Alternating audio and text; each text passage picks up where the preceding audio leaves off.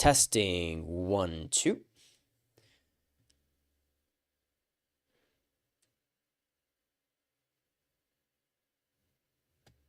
And we're off. Another live stream today with Rota, and we're gonna cover some more fun stuff happening. So what's up? How have Well, you? the world's still on fire. Yeah, I literally got a message from you at like 2 a.m. yesterday that was like, oh, by the way, Trump just fired half of the FBI. Yeah. So Attempted. He attempted. wait, that's too loud on this side. He attempted. Did it not work? Like, did it not take? Okay. Okay. So a Trump administration screw up created a situation where a guy who became the acting FBI director, who is a very hardcore career civil servant, and he told the Trump administration from the DOJ to fuck off, and he wasn't going to fire any of the agents. Um, so wait, so what's the next step then? Hi Citrus Boy, hi Theodore Angelos, and hello everyone in TikTok chat. Yeah, so what's the next step then? What does that mean exactly? They are basically at like an impasse. So either they tried to like individually fire people through some other mechanism. They're gonna have, yeah, basically like the commander of that department is, or whatever, FBI is like an agency or like this department level organization. Yeah, they're gonna have to fire them from the DOJ level on an individual level instead of having this like mass firing. Okay, but they're still gonna do it basically. Like does that significantly set back what they're gonna do? Like, is it just a matter of time, or is it actually gonna be a significant like is it gonna change things materially? I think it gives all of them time.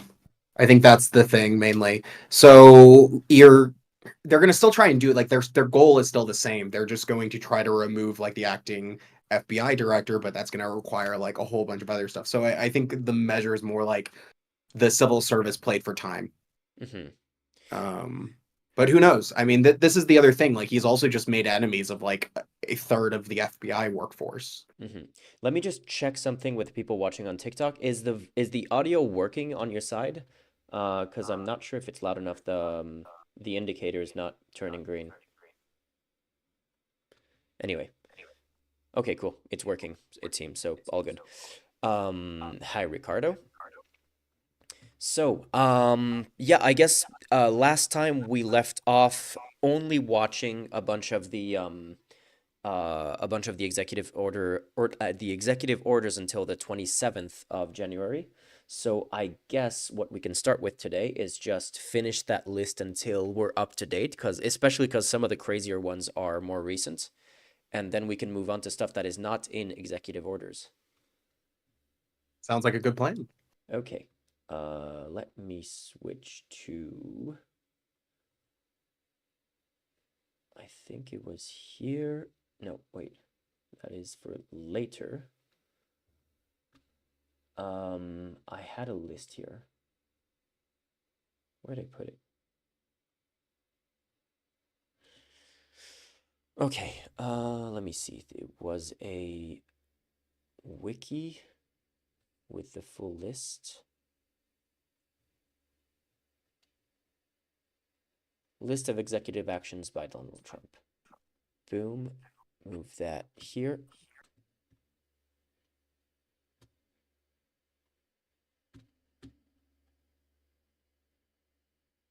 And there we are. Okay, so we're at the 27th. God, I feel like I'm aging 1,000 years every single day. Yeah, and so there aren't actually that many that we need to catch up on. We ended with reinstating service members discharged during COVID, restoring America's fighting force, which meant nothing, the Iron Dome for America, which is completely impractical and useless because the only people that you're going to defend with the Iron Dome is from Mexico and Canada. So, okay, I guess. Then we have protecting children from chemical and surgical mutilation. So another super insane anti-trans executive orders. executive order. Let me. Do you need me? Do you want me to send you the list? I'll send you that on Discord. Yeah, yeah, that would be good too. And I think, however OBS is set up, it's so the people on YouTube can't see properly. Okay, let me fix. Oh yeah, yeah, my bad. Thank you for pointing that out. This. Okay, cool. That's fixed. I have way too many things to pay attention to for this to work out. So yeah, executive order called Protecting Children from Chemical and Surgical Mutilation. How is this worded? By the authority vested in me, let me make this the right size so chat works out. There you go. By the authority vested in me as the president, by the Constitution and the laws of the United States of America. Jesus, this is. Yeah, we're not going to read the entire thing. Is there a summary of this? Section 1, Policy and Purpose.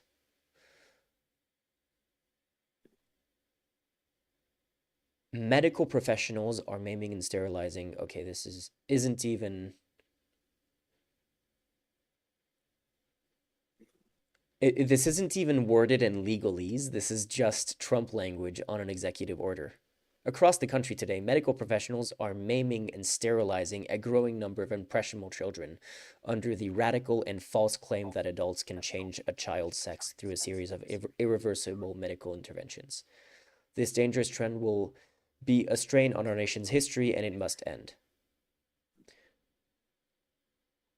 It directs the U.S. Department of Health and Human Services to review the terms of insurance under Medicare, Medicaid, and the Affordable Act to certain gender-affirming care.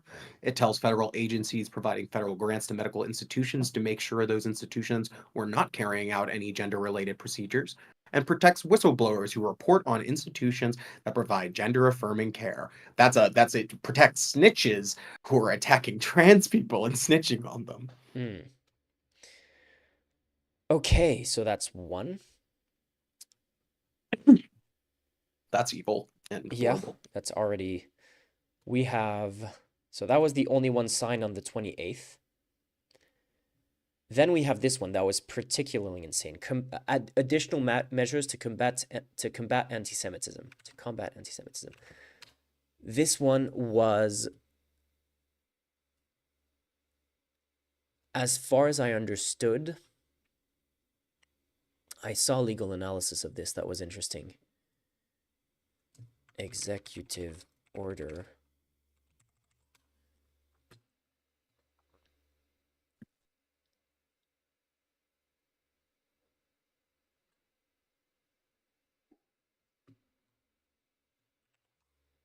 Okay, let's see what folder. Oh, Yeah, there you go. you're looking at the same thing.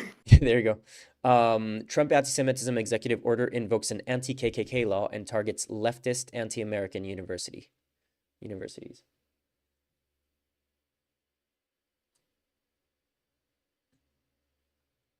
And that's a lot of people joining. New order reforms. Blah blah blah. Hey, UGDPY.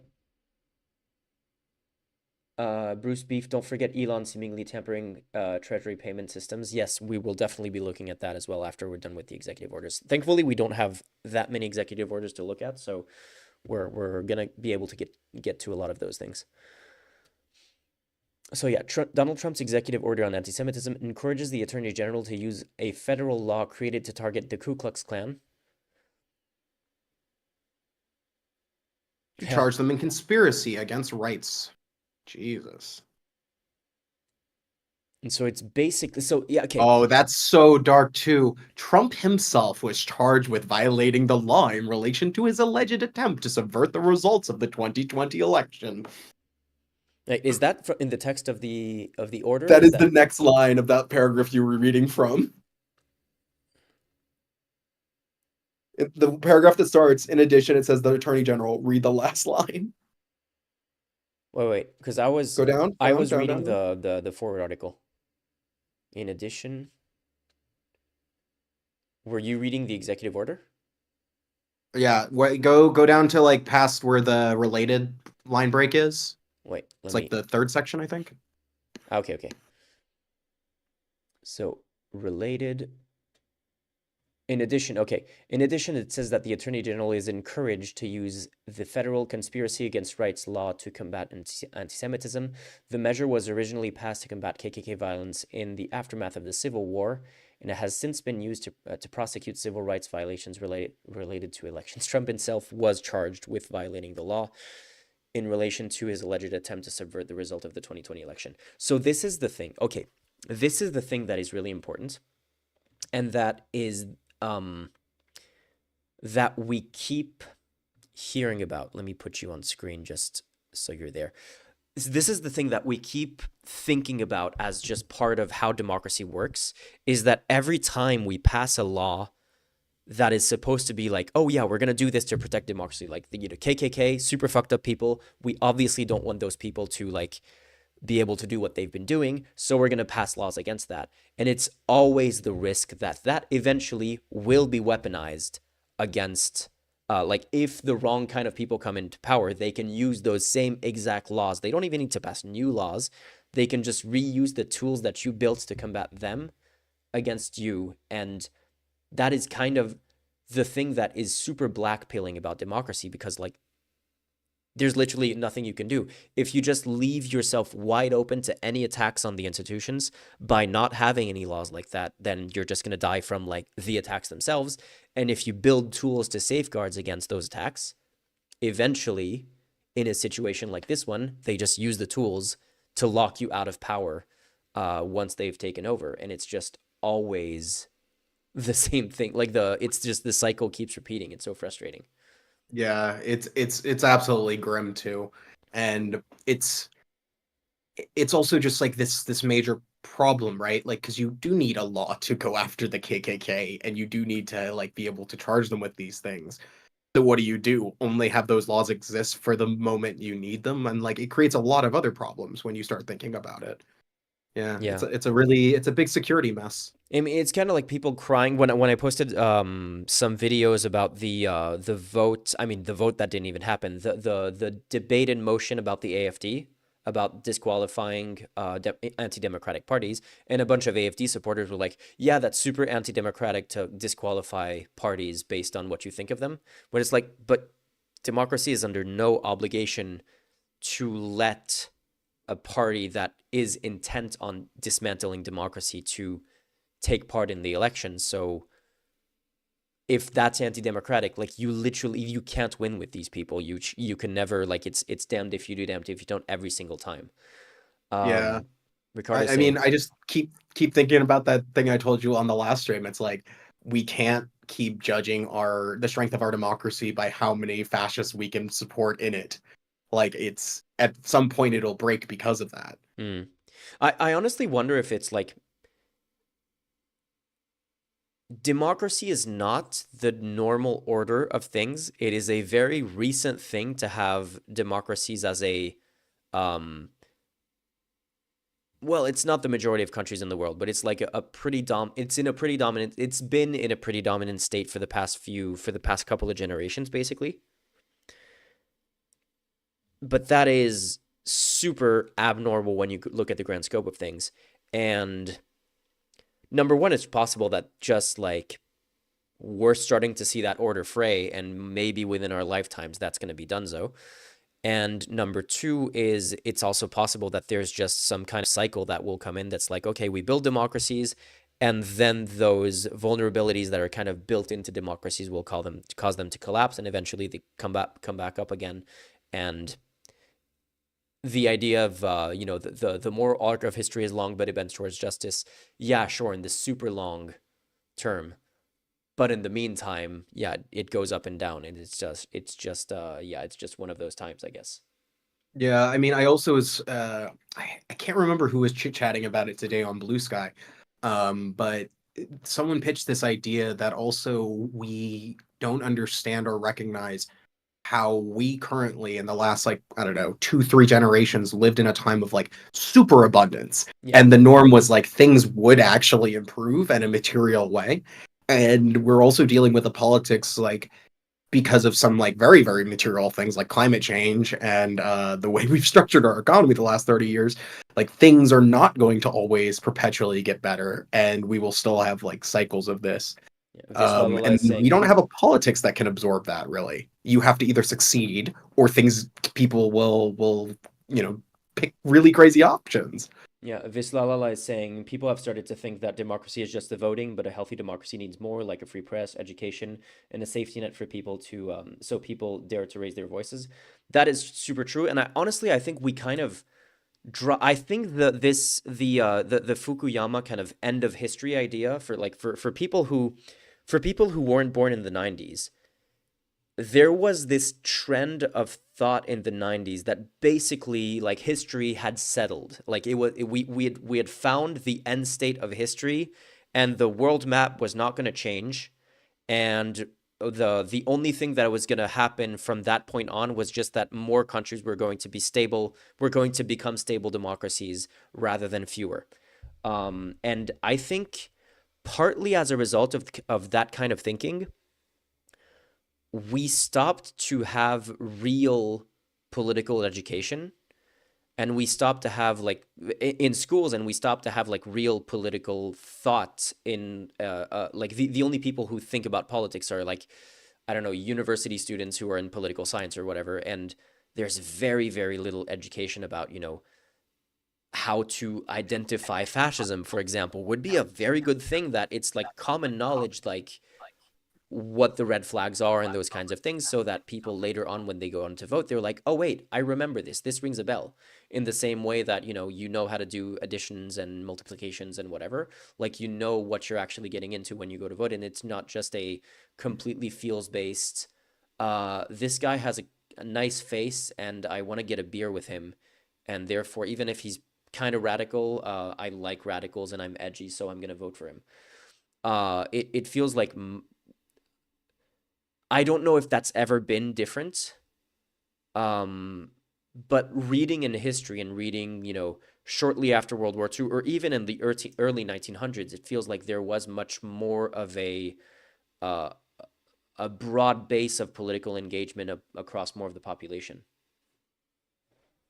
Yeah, I mean, I think it's also something I also think about constantly is because we don't respect how recent democracy is as a development in most countries. We want to apply patterns to situations that we really shouldn't. Like some of the patterns are happening the first time ever. Like these cycles are not occurring. It's like we're creating a mythology around how voting works, or even like such like a truism, for example, like people get more conservative when they get older, or like Mm. you need to do this or that. It's like these are like false patterns because we haven't even existed within these governing structures that long to actually make even those kind of takes. Which is actually funny because it feels like the boomers are more conservative than the previous generation. Even you look at the Trump voter breakdown, and the older generations voted less for Trump than probably Gen Xers, like my grandparents' generation, basically, who would be, I don't remember, what is it, the silent generation before the boomers or something? I don't know. Yeah. I think that's what it is. And I like one of the things I think a lot about is like, for example, like a lot of the countries that were in the Eastern Bloc, like I am older than most of the republics, like by a few months, and that's a Yeah. crazy thing to think about. And so like if you're going to be like, this is how for all time democracy works in this country and it's set like this, or it's like some cultural inevitability, it's like, come on dude, we've only been throwing the dice at this for 3 decades. It's like we have no idea. Yeah, no, it's very true. Like, you know, coming from France, like France is in its fifth republic right now, and people like, oh yeah, this country has existed for a long time. But a lot of the like the post-Soviet states are like basically brand new in terms of what they consider to be their country. Like you look at like the country that came out of Czechoslovakia, for example, and it's like, oh yeah, this is literally a brand new country that is younger than me. You know, or is the devil saying? The thing is that even though history is known to some degree, people in charge went full austerity, which is another, yeah, that's another point. Uh, And a lot of it is also just not even following not just history, but like political science as well. Someone was a few streams ago, someone was pointing out that when they asked Schultz about studies that show that centrist parties caving to far right rhetoric and starting to do far right measures in order to try to seduce far right voters back to them, almost systematically backfires and always convinces more centrist voters that the far right was right all along and therefore pushes them in that direction. And they were pointing that at the Schultz. It was like he was just like, I don't believe those studies. And okay, then we've seen it happen in other countries as well. Do you not believe that that happened? I don't even. Yeah, Yeah. I mean, but like if you don't believe something will could possibly happen, you're just going to reject any other information to the opposite. yeah. And like especially with like Schultz, he and like many of the other people on the center left leaders think, oh well, Meta did it and she did like anti-migrant stuff and blah blah blah and she's still in power, ignoring the fact that she's like leading a coalition of left-wing parties and had to make concessions and she continues to hemorrhage votes over a very long period of time. So it's like even the one version that they hold up as like the proof in the pudding doesn't actually work if you look more at it than more than a couple seconds. Like when I was young, like Ricardo saying, when I was young, I was described at best as liberal, and that was the most right wing I ever was. As I've aged, I turned more left. I mean, yeah, but you're still young. You still have time to turn into a Nazi. Don't worry, Ricardo. It'll come. It comes for all of us. No, it doesn't have to. Like, there's no reason it has to. Um, like some of the more like radically left people I know are like friends of my parents who are in their 70s. Yeah, there's no reason for people to become conservative as they age. There's definitely like some things where I don't know, on things like trans rights, for example, where it's like, okay, this is a fairly new thing that people aren't used to, and past a certain age, you're probably not going to change your ways. You're probably not going to be able to adapt to some of those societal changes. Maybe that's true, but that doesn't mean that you have to change your entire personality as a result of that. Like you can still believe in human rights, even though there's part of it that you're like, yeah, I don't really get this, but fuck it, I still believe in human rights at the end of the day. I hope that's the way I stay, but I guess we'll see. What are Yeah, the reasons the I far I right is think rising globally? I I think Do you want my to take? my Go ahead. oh sorry. No, sorry, we were talking about each other. What were you starting to say?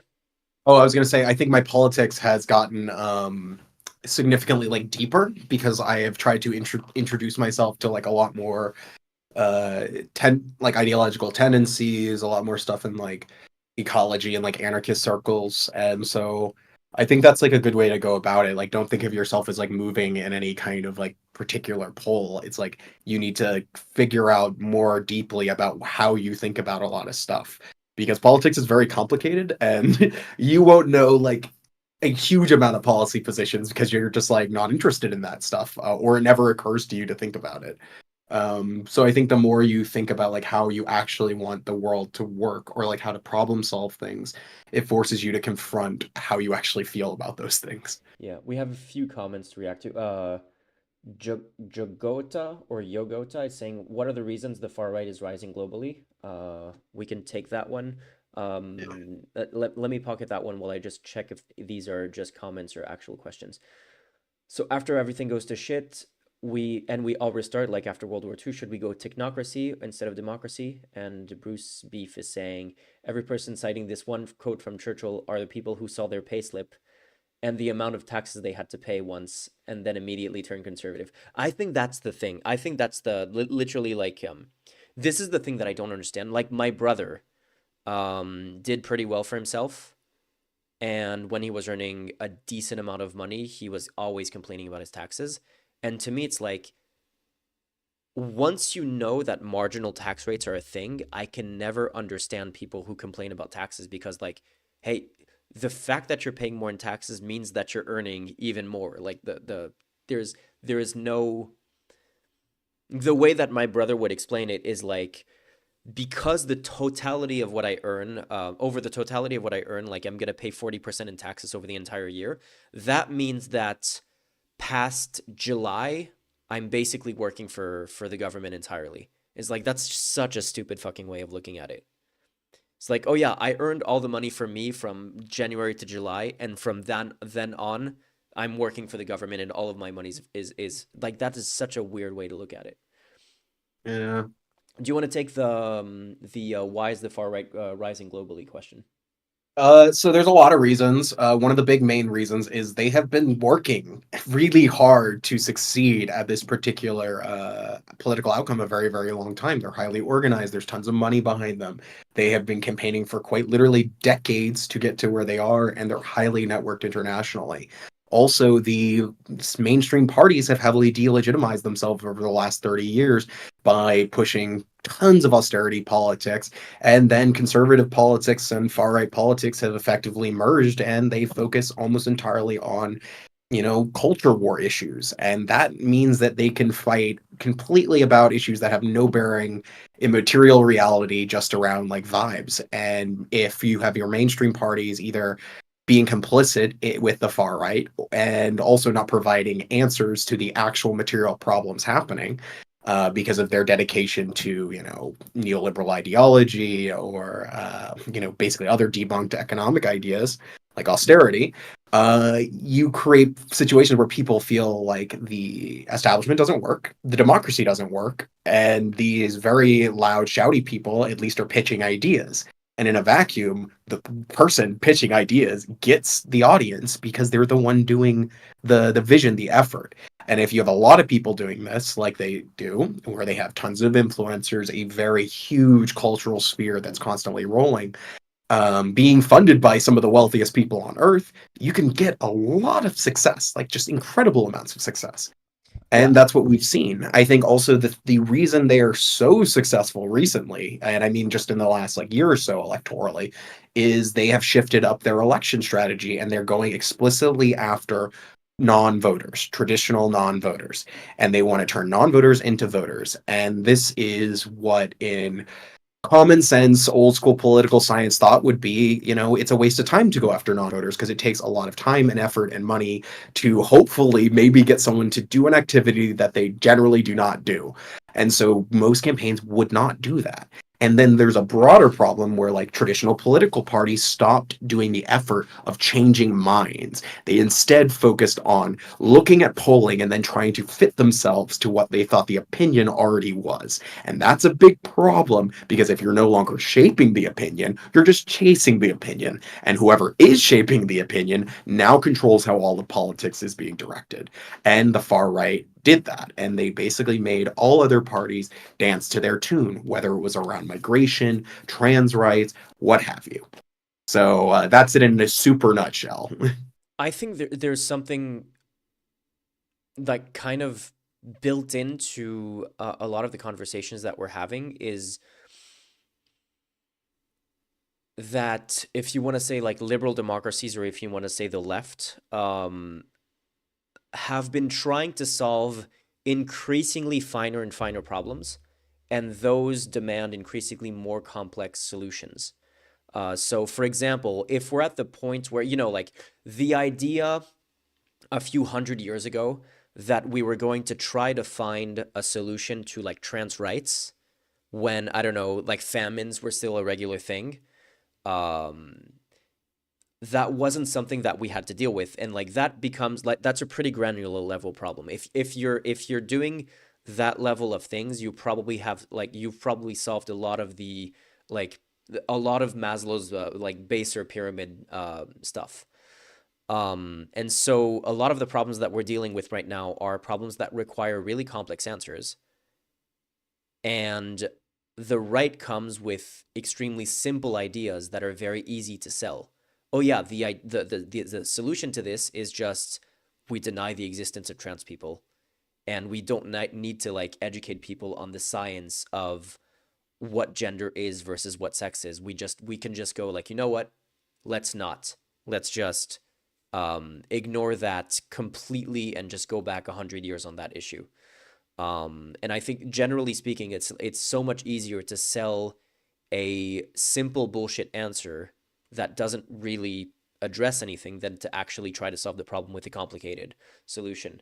But I think the more important answer to the question, and the one that you started with, is like they're working, and I think that's they've been working. That echoes what I was saying about like liberal democracies having kind of settled into the end of history thing. Is in the meantime, the far right, while we were kind of resting on our laurels and just going like, okay, things are chill now and it's gonna be like this forever, they were actually putting in the work of like building the infrastructure in the communities and the rhetoric that they needed to come back to power. And the way I did, I send this to you or did I send it to someone else? The analogy that I found for that is basically the far right has been playing a game of secret Hitler for the last couple of generations, while we thought we were playing a game of Monopoly. And I think that really explains a lot of what we're seeing right now. Is like all of a sudden we're like, wait, you can be dishonest in election? Like, well, there's multiple levels of dishonesty. Like you can politicians are known for lying, but it's one thing to like lie about how ambitious your plan is, and it's another thing to like completely grift to your base and then go, oh, by the way, I'm a fascist, but like I was pretending not to be. Yeah, I the one thing I'll push back in that statement is that I think it is irrelevant how like developed a place is because you see this same tactic working in more and less developed places. So like I don't think it has to do with like a society reaching a certain level of like Maslow's hierarchy at all because I think this tactic works equally as good in places with like bad economic situations or even good ones because like the unreality is the thing, right? Hmm. Like the weaponized unreality, like the breakdown of like the ability for a certain section of the population to like understand material reality in a shared space. Yeah. Um, yeah. Ricardo saying you were seeing this on a small scale as well on the left in the U.S. with a candidate for a New York mayor against Eric Adams running on simple slogans like freeze the rent. Yeah, no, I think a lot of these things are like you can present some of the leftist solutions that are quite a bit more complicated in simple ways, like Medicare for all is a pretty simple thing to do. It's obviously like how you apply that is more complicated. But the reality is like if you're running in the US and you're like Medicare for all, the simple answer is just like if Europe was able to figure that shit out, we could do it too. Yeah, and Should there's a should be big a pretty difference simple way to between do like it. freeze the rent and then like creating a conspiracy theory that like migrants are the reason that there is expensive rent. Like these are very different things. What are your guys' opinion on land value tax? I don't know what that means. I do. So this is like a what's the guy who created the land value tax? Fordism, I think. I can't remember. But basically, like the idea is that like you pay tax based upon like the potential use value of the land, and that is how you would be able to. Yeah, Georgism. Thank you. And that is how you would determine it instead of an income tax, or in addition to. There was a few different like, flavors Yeah. of it. I there's something that I think is fairly new is when billionaires have all of their wealth locked up in stock, and as long as they don't sell, they don't get taxed on that. Um, and so what they're doing, like the way that they use their wealth now, is that they actually never sell their stock. And so you might be like, well, then in that case you don't have money. What are you doing? Well, they actually take out a loan in the bank against the stock. Oh, thank you so much for the follow. They take out a loan in the bank against the stock that they own, and you're not taxed on debt either. So now they have a bunch of money in the bank from that loan on stock that they don't pay taxes on. Their money that they have in the bank, they don't pay taxes on. They just have to pay the what's it called, the what's the word when you pay the bank back with interest? They just have to pay Yeah. interest, but like the interest that you pay to the bank is so much smaller than the tax that you would have to pay on that amount of income. Like, your interest is going to be like a few percent, whereas the tax would have been like 30, 40, 50%. Um, and so that's actually how they completely evade taxes entirely. They pay themselves a symbolic $1 salary. All of their salary is actually stock, and then they're able to like completely not pay any taxes at all. And that's a very recent mechanism. And there is a solution to that, which is to tax any stock that is used as collateral for a loan. Like you actually just tax the stock, like the value of the stock that is used as collateral. Just go, that needs to be taxed, and that would completely get rid of that problem. But billionaires have very powerful lobbyist friends and very powerful politician friends, so they're not interested in closing that loophole at all. We're probably not going to see that loophole closed without a bigger Luigi, let's say. Yeah, it's a big bummer, and there's also a ton of other ways they're able to even get rid of the actual cash um, assets that they have and make them unliable for tax. That's what Mr. Peter Thiel is doing, and I think in like a year or two, he's able to get all of his money out of his investment vehicles without paying any tax. Yeah. Yeah, Anyway, it's messy. It's really bad. back to the executive orders. Let's try to finish those. So yeah, using KKK laws, anti-KKK laws to go against political enemies on like Democrats and quote unquote anti-Semitic, meaning pro-Palestine leftists. Is this also the one that is going to use to deport pro-Palestine immigrants on visas? Yeah, this is the one for removing students, like foreign students. Yeah, okay. Yeah, go. So great all round. Yeah, that this is just a huge power grab basically. And also a way to like deport. Even like this is the thing, like they're deporting they're doing a mass roundup of all undocumented immigrants, even though during the campaign they hinted at the fact that they were just going to do that with dangerous criminals. Apparently I believe there's a few cases of them accidentally rounding up Native Americans.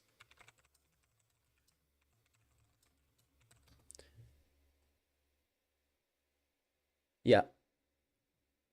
Trump immigration raids snag U.S. citizens, including Native Americans, raising racial profiling fears. Of course, that's going to happen. So great, wonderful. Now they're also going to deport immigrants on visas that are here legally and use their political opinions to judge who can stay and who can't. And they're going to use anti-KKK laws to go against U.S. citizens based on their anti-Trump political opinion. So yeah, it's just power grab all around. It's pretty scary stuff. Yeah, it's not great. Celebrating America's 250th birthday. What the fuck is this? This is for the I don't know how to say it. The two centennial and a half Does that do founding. anything? No, this is the only normal one. This is just Okay. like we're gonna commemorate the anniversary of the country. Okay, skip. This I Yeah, think for this those is of you who were not here at the last stream, for like every 20 of these, there's like one relatively normal one. yeah, I think this is the second relatively normal executive order we've seen, which is saying something out of a few dozen. Yeah, this is 44. Yeah. What a bad time. All right, let's see. Ending radical indoctrination in K through 12 schools. Fantastic. Radical indoctrination. I wonder if that's going to be, I don't know,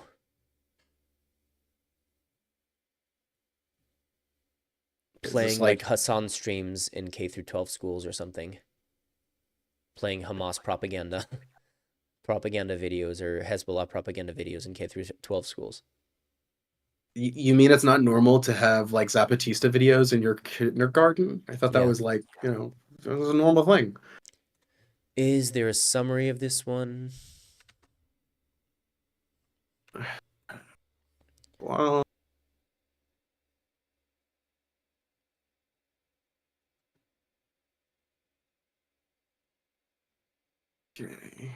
some anti-trans stuff. Uh, Getting rid of part of Title IX. Saying acknowledging racial discrimination, discriminates against white people. Okay, so it's going to Mm, cut funding over quote unquote racial indoctrination.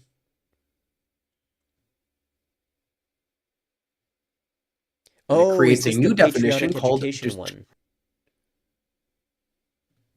Let me see. yeah, it also creates a discrimination of a new kind of discrimination called discriminatory equity ideology, Okay. which means an ideology that treats individuals as members of a preferred or disfavored groups rather than individuals. Okay, so this is the patriotic education um, executive order. So this But I is going thought to be we the already did thing one of that is those. used for, let's see, slavery. Okay, slavery is not mentioned in it. But yeah, no. When you have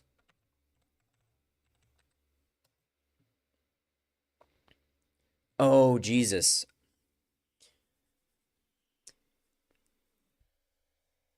Parents trust America's schools to provide their children with a rigorous education and to instill a patriotic admiration for our incredible nation and values. Jesus.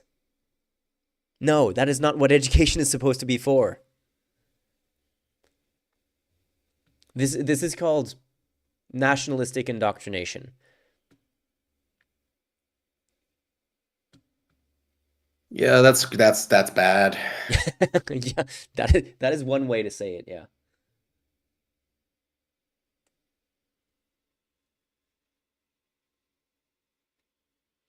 Dude, it's so dark. Like I'm reading through the definition of them defining like what discrimination is. It's so weird. It's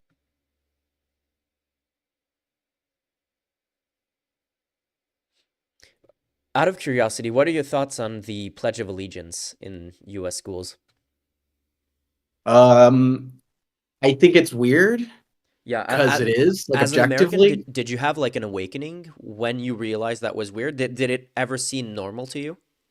No, no, because I moved back to the US like later. So like No. I had already done school in a foreign country that did not do that. And then like actually it created like an awkward situation where I had to learn the pledge, but like way after everyone else had learned it in kindergarten. So it was very awkward for like I don't know, 6 months.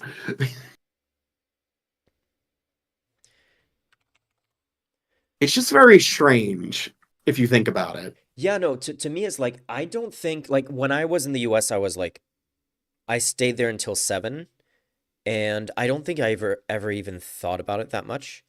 But it's years later when when like in high school I was remembering like when someone like mentioned the Pledge of Allegiance I was like, "Oh yeah, that's a thing." Jesus, that is unbelievably weird.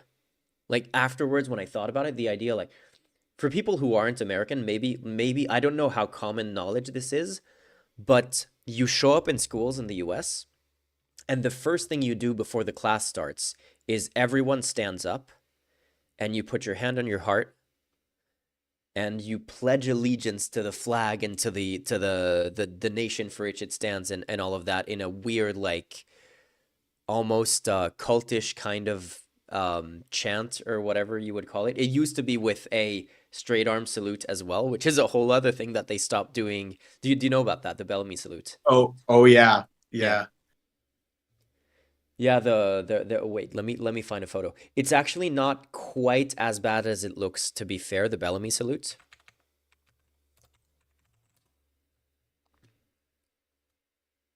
Let me see. Photo of the Bellamy salute. Open in new tab.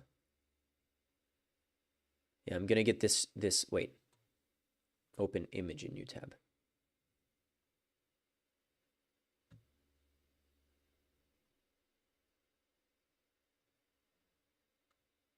My computer is struggling today. Hopefully I don't get a blue screen of death.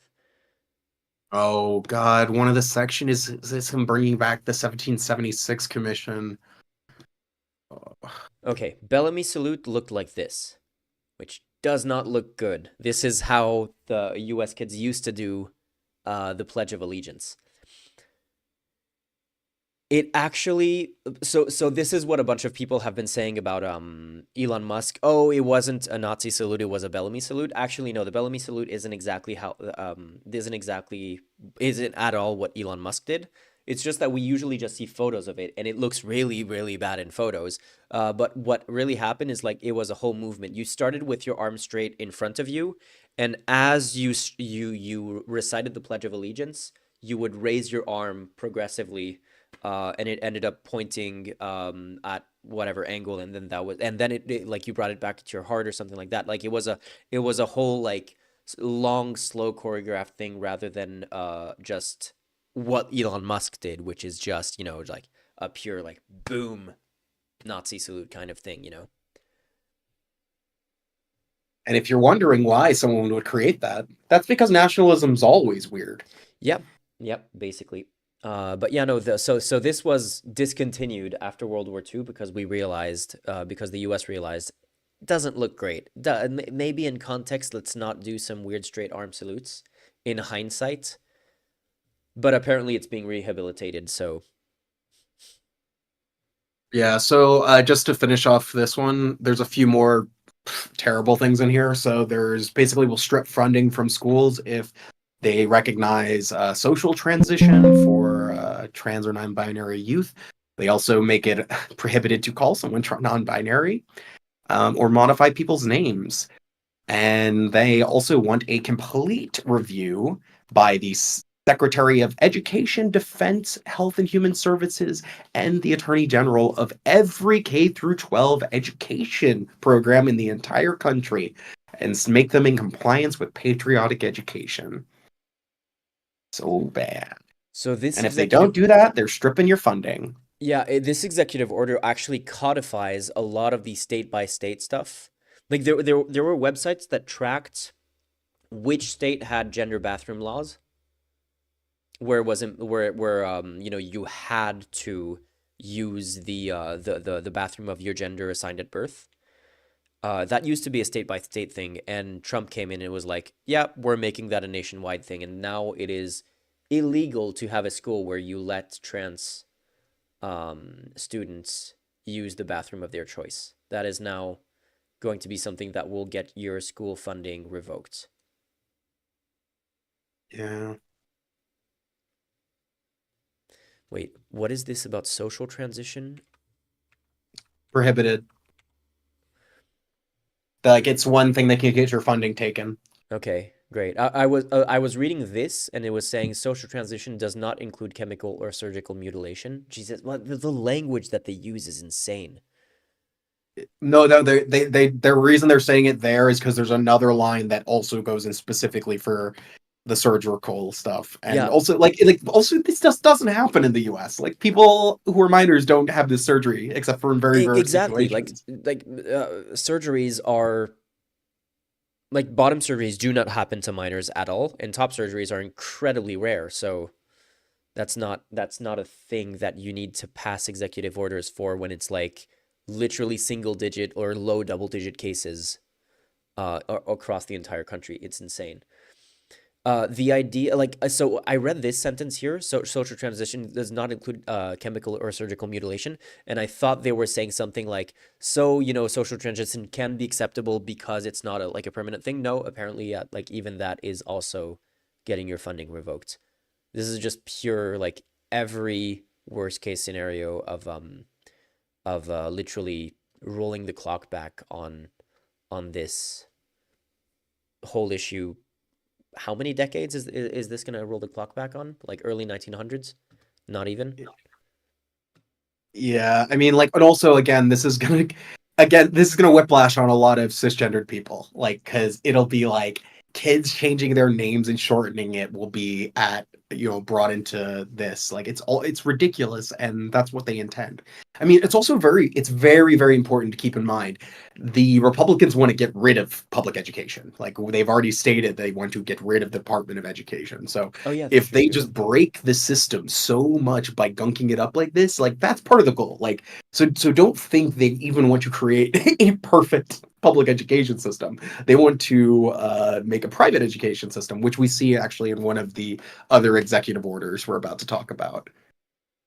Yeah, Alex is saying patriotic education sounds so bad. Patriotic education is like such a obvious nationalistic indoctrination. Like it's obviously a stand-in for nationalistic indoctrination. Like to me, like patriotic education is if you're presupposing that it has to be patriotic education, then you know that your education is not going to be like even if your country's great, you don't need to force like if your country's so great, you don't need to force the education to be patriotic.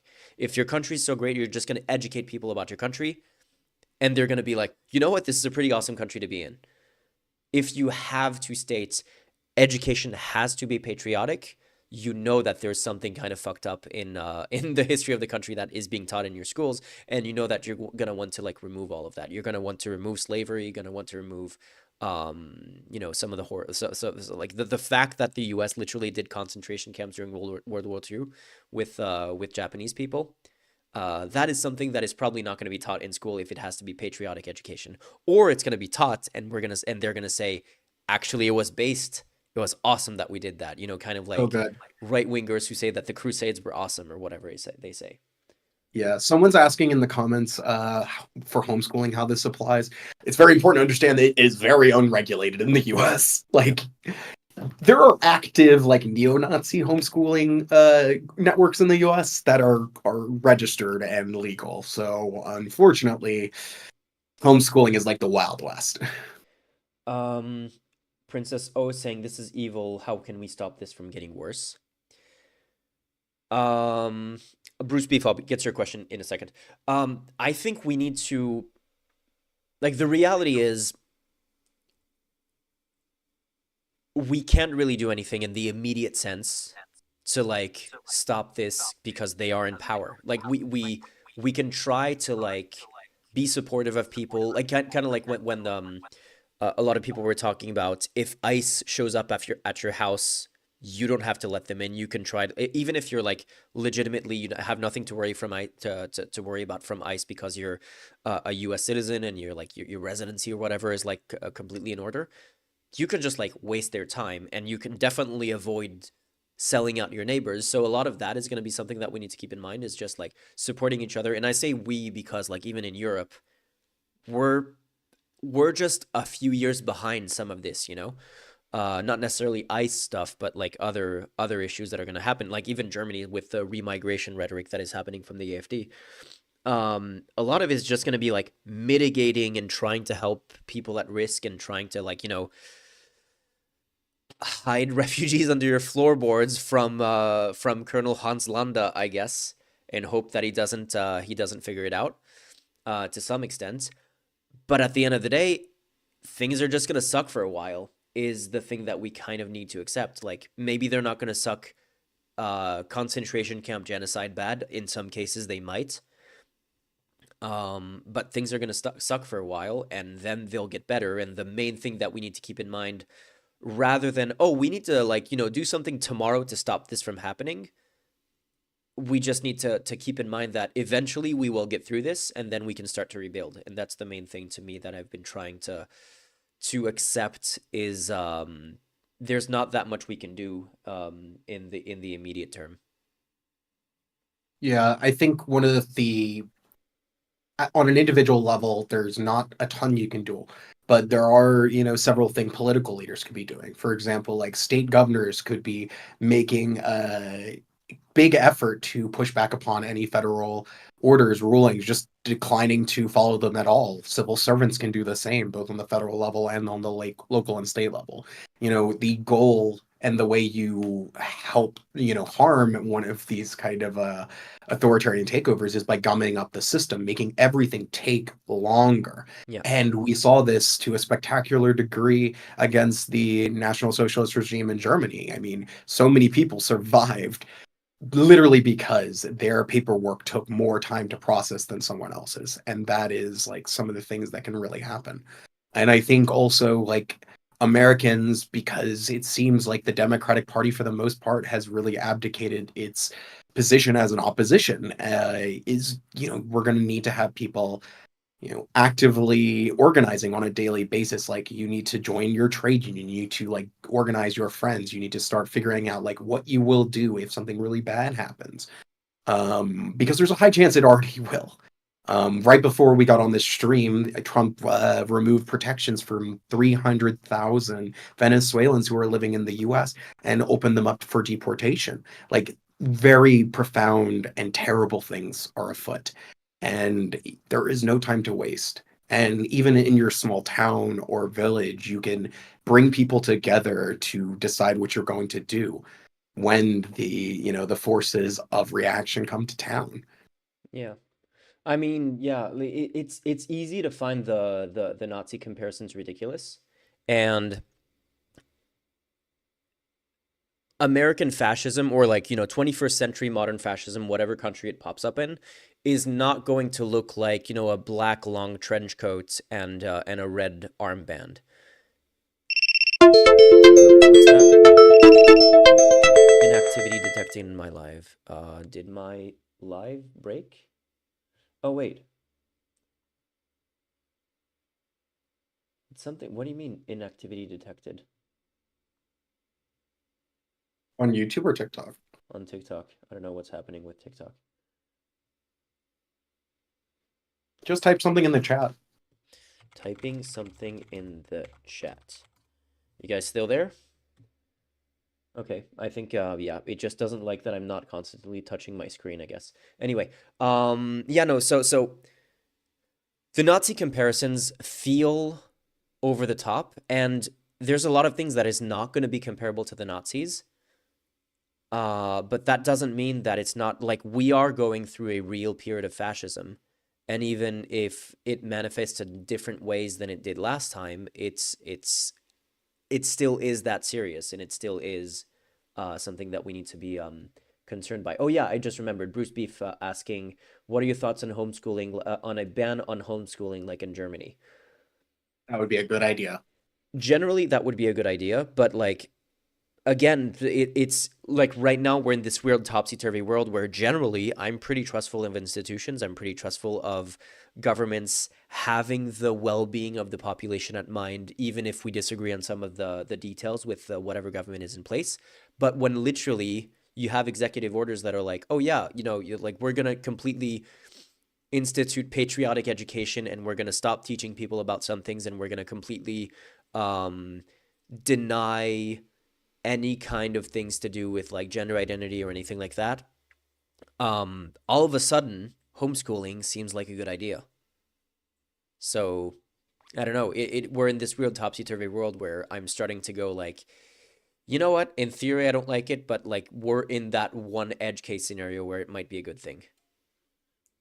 Yeah, it's very hard to talk about institutions and how they should work when you have people completely arsonists running the system. Yeah, exactly. Um, yeah, because like I think in my heart, I'm like one of the proponents who is like, yeah, we should ban private education. I think public education is very good because it mixes background, social classes, and creates like a at least a unified understanding of reality with one another in a best possible world. And also, there's just like tons of research around it as that it's a good social good.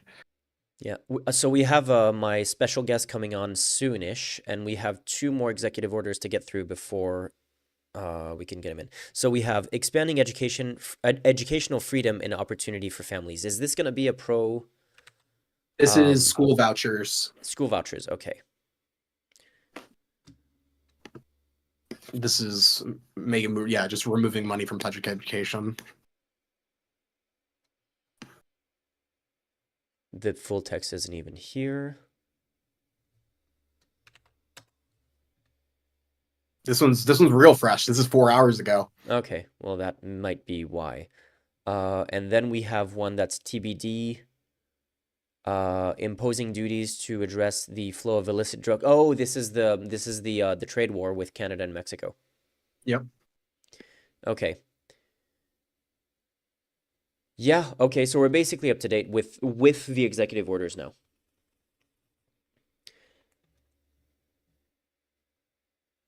I hope that the Netherlands do not go in this dark like the US. The last election in the Netherlands was not pointing in the right direction, let me say that much. Yeah, Geert Wilders is just like another Trump. He even has the hair. He does, yeah. I mean, technically FVD would be even more Nazi-like than Trump, than Wilders, but Wilders is still pretty fucked up in a lot of ways, yeah. Have you read about some of the FVD scandals in the Netherlands? Yeah, I think I made a few videos about them last year. Like they're the whole Dutch far right is a weird milieu, Yeah. and they were all caught up in the what's it called, the Voice of Europe scandal and a bunch of the Russia stuff.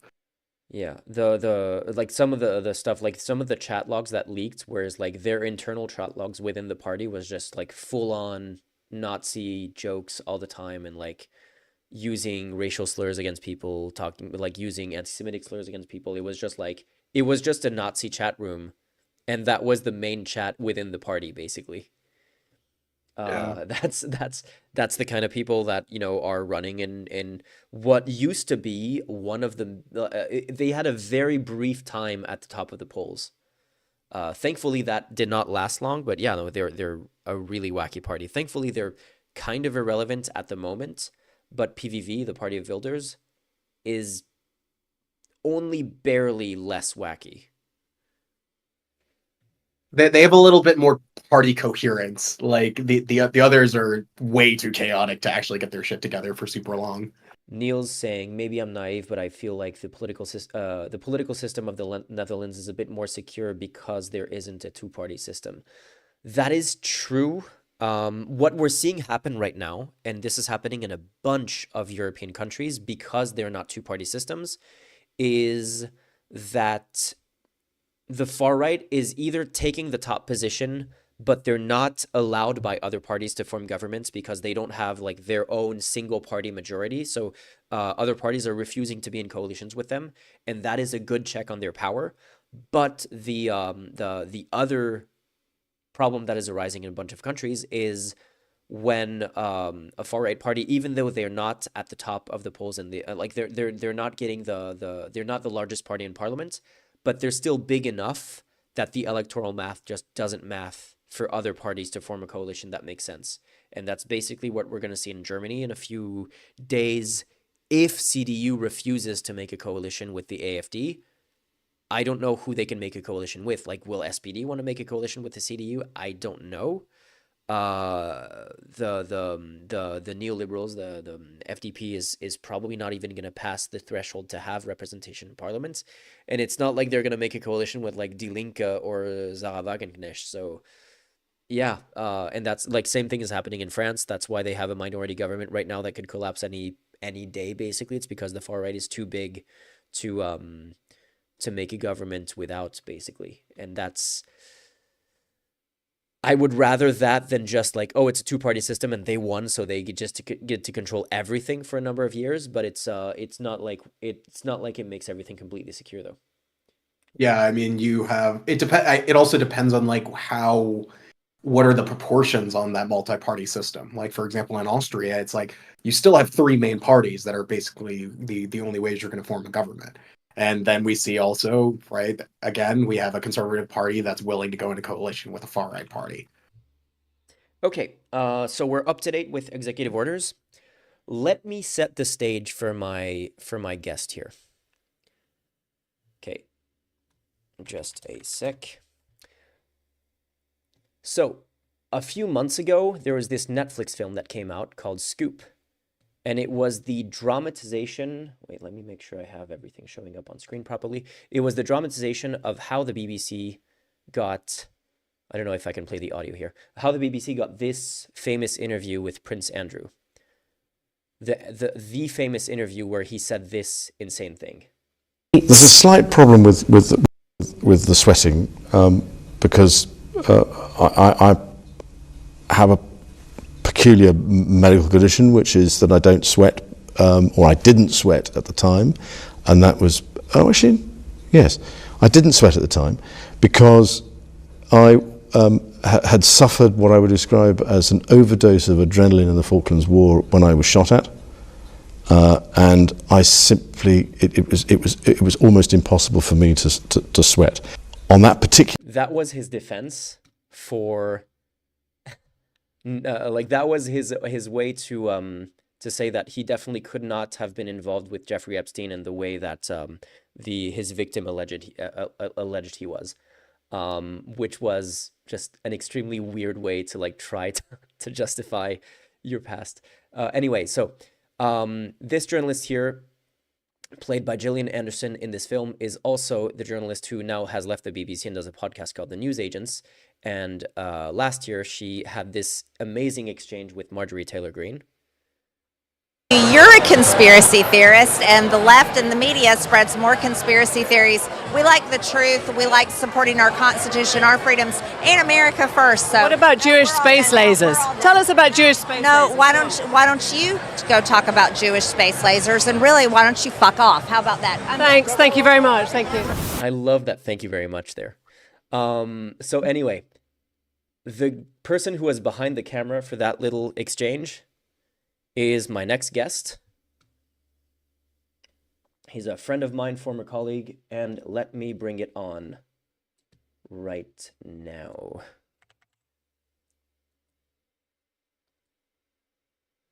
Wait, did that work? Hello there. Hi there. Can you hear me? Yeah, I can hear you. Why do I not have the webcams on screen anymore? Oh, there you go. We're back. Hi there. Was I correct? Wait, did I create a new chat where I can't see Rota anymore? Let me check that. One sec, I'm just trying to get my headphones come through. What's going on here?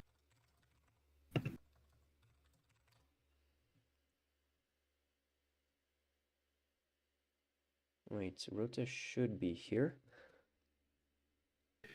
Okay. There we go. So Rota, his name is Hunter Rory. Pleasure to meet you. Is right here. Let me. How you guys doing? Set this up for. That was quite the introduction there, man. Yeah, I appreciate that. You've done Nazis, then you did nonces, then you did nutcases. Brilliant stuff, man. Yeah, Marjorie Taylor Greene is quite the nutcase indeed. Was I correct? Yeah. You were the person behind that camera for that interview, right? Yeah. We were in Mar-a-Lago there for it was Super Tuesday, and it was full of the great and the good. So yeah, that was still during the MAGA world. That was pretty long before the RNC. The RNC was a different thing. Yeah, that was a long time before. Yeah. So that was Super Tuesday. How many trips did you do to the US to cover the Oh man, I've been going to the States roughly every 7 weeks for an entire year. It's quite brutal, quite brutal. But so sorry, man, I can't hear you. Oh, sorry, I didn't. Wait, who is Rota speaking? No. I think we're good. Yeah, all good. Yeah, I think we're good. No worries. Yeah, it's like every 7 weeks. Okay. No volume on TikTok is what they're saying. Yeah. Oh, no volume on TikTok. That is weird. That shouldn't be the case. Let me check. For only for Rory. No volume for Rory on TikTok? No. That's not good. Who cares? No one wants to hear me, mate. Oh, wait, I think I know why. Wait, let me check that. Can you speak again? Hello there. My name's Rory Simon. I work for the News Agents podcast No. here in London. Here in Here? London town. Maybe it's just me. Huh. Okay, people are saying they can hear you. Okay, all good. Yeah, I think it should be fine. So yeah, I was wondering, that interview went kind of viral with Marjorie Taylor Greene. Oh Uh, yeah, big time, it big probably time, baby. That was on like SNL and all of that. yeah, It was crazy. it probably was like a really memorable moment for you, but you had quite a few wacky moments during the campaign. Um, do you want to give me like your top five wacky Top American five, experiences, top five. or top Man, three, I'll let's give you. say? And I'll give are you there the. things in the UK that would compare to that? Yeah, like comparing UK politics to US politics? There is simply no comparison. I mean, like the scale, the wackiness, like we're nothing, man. We cannot compare at all. I mean, going to the RNC, that was a real like assault on the senses. You know, that was. Remember the context. It was a week after Trump got shot. I mean, I was sat in a baseball stadium in Milwaukee. As the news came in, you know that an assassin had made an attempt on Trump's life. And then a week later, he makes his first public appearance there in Milwaukee on the basketball court, walks down. Man, it was like the second coming of Christ. I actually, no words can explain like the atmosphere that was generated in there. So I think that's probably got to be the craziest single thing that I've seen this year. Compare that to the DNC. The DNC was like it's like a funeral pyre, man. Obviously, I saw Obama speak and stuff, and that's electrifying in any case. But you know, that was the attitudes very, very different. Very, very different. The atmosphere, the attitudes, and I suppose one thing about the RNC I would say is they got the whack jobs in, man, on a grand scale. The whack jobs were just flooding in. I mean, I remember one time I was like sat at my desk. Russell Brand walks past me, like, yeah, we know what this guy's done. Rudy Giuliani walks back the other way. I'm like, oh my god, this is like a total meeting of all the world's freaks just in one spot. And basically, every sex offender in America was there. Like, there's literally, yeah. Well, yeah, no, it is kind of insane how the MAGA movement has really managed to capture like some of the craziest personalities. Like, I can't think of any person that's like, oh yeah, that guy's like actually genuinely insane and who isn't like a Trump supporter. I can't think of anyone that is like Yeah, yeah. There's a real correlation there, strong positive correlation. If you're in the Venn diagram of like politically engaged, fucking crazy, and a sex offender, the middle of that is MAGA, yeah. basically. So yeah, there was that Marjorie Taylor Greene So am interview. am I allowed to swear on here? Yeah, I yeah, guess absolutely. Okay, good. Abso-fucking-lutely you can. Yeah, brilliant. What else did you do you like specifically remember in terms of interviews after that Marjorie Taylor Greene moment? Well, let's talk about Marjorie, man. Let's talk. We need to dig into Marjorie Taylor Greene. So go down to Mar-a-Lago. We fly down from DC to West Palm Beach, get in the car, arrive at Mar-a-Lago. Obviously, I've never been in Mar-a-Lago before. That's like the circus has come to town times 1 million billion. Like the freaks that they were bringing in front of me, like I was stood by the entrance. It was crazy, man. And then there she was, right at the end, Marjorie Taylor Greene. I don't know if have you guys been to Trump rallies before? No. No, well, I've covered a lot of the live footage, but I've cut a lot of the live footage, Yeah. but I have not been there in person, no. So I've seen him speak probably 4 times. And honestly, the guy is so low energy when you actually see him up close. He looks like total shit as well. And we went to Mar-a-Lago just 3 days before the election. Trump called. You can get the footage up of this actually, because my colleague Lewis asked him if he was a fascist. Let me see if I can find it for you. Yeah. This good old Trump fascist. I don't know if you can pull it up on the screen. Yeah, I can, there. yeah. Just type in You can send me a link in Discord if you want. Yes, I'll do that. Let me find it for you. But yeah, when you go to a Trump rally, the guy rambles for like 2.5 straight hours. Everyone's been penned inside for like 4 hours before this as well. And he's so low energy, but like, man, they lap it up, man. Every damn word. Let me see if I can find this clip for you. I've heard it's got big, like, religious revival energy. Yeah, there's something pretty off about it. I mean, as like an outsider, it's like it's such an assault on the senses. You know, he's got his whole playlist. Let me see if I can find this damn clip. Trying to figure out how to have the Rota, do you know how I have the automatic video switching when someone speaks? I do not know. I think, like, well, on TikTok it's switching.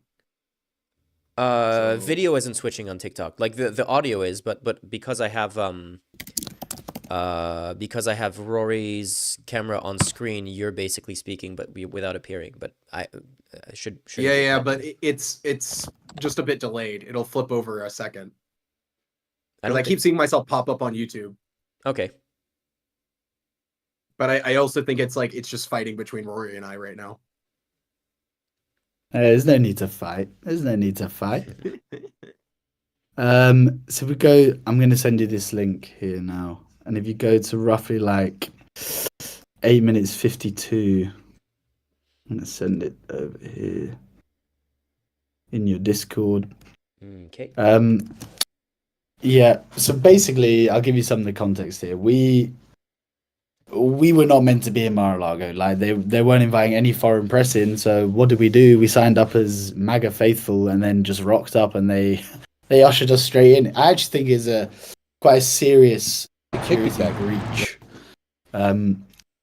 Especially as we were like, you know, right next to Trump basically for a full hour as he rambled on and on. You said 8:54, right? Yeah, if you go to like 8:50, 8:54. Yeah, I'm at 8:50. Yeah. Actually, no, you can go a bit later than that. Actually, go to like if you want to play it at the same time on your end, I can't. You can't really see it live, so I'm just gonna That's play fine. it on I'm the just stream, gonna see if I can find the right bit. I mean, I'm at 8:50 right now, so I can just press play and show stream. Yeah, just hit play. Let's. I'll watch along here. Screen. You'll see me in there. Oh shit! I cannot play the YMCA song. That's that's not okay. Sorry, you'll get a strike. Copyright. You get a strike. Okay, skip to okay, like I think 10. we're good. I think we're good. We're at Trump. Skip to like 10, 10, 10. 10, 10? Yeah, it goes like 10, 10. Just as you see, you'll see.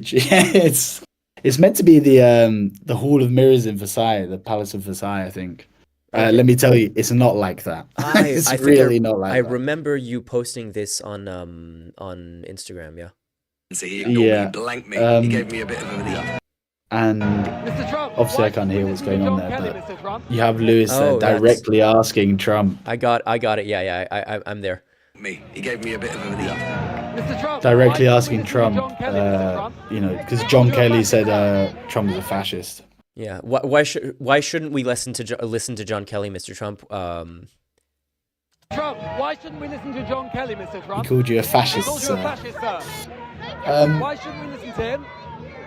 I think that's probably got to be my top one moment of the year, if I'm honest. I love how I love how he turns back towards the camera, like, oh, I was expecting him to answer that question though.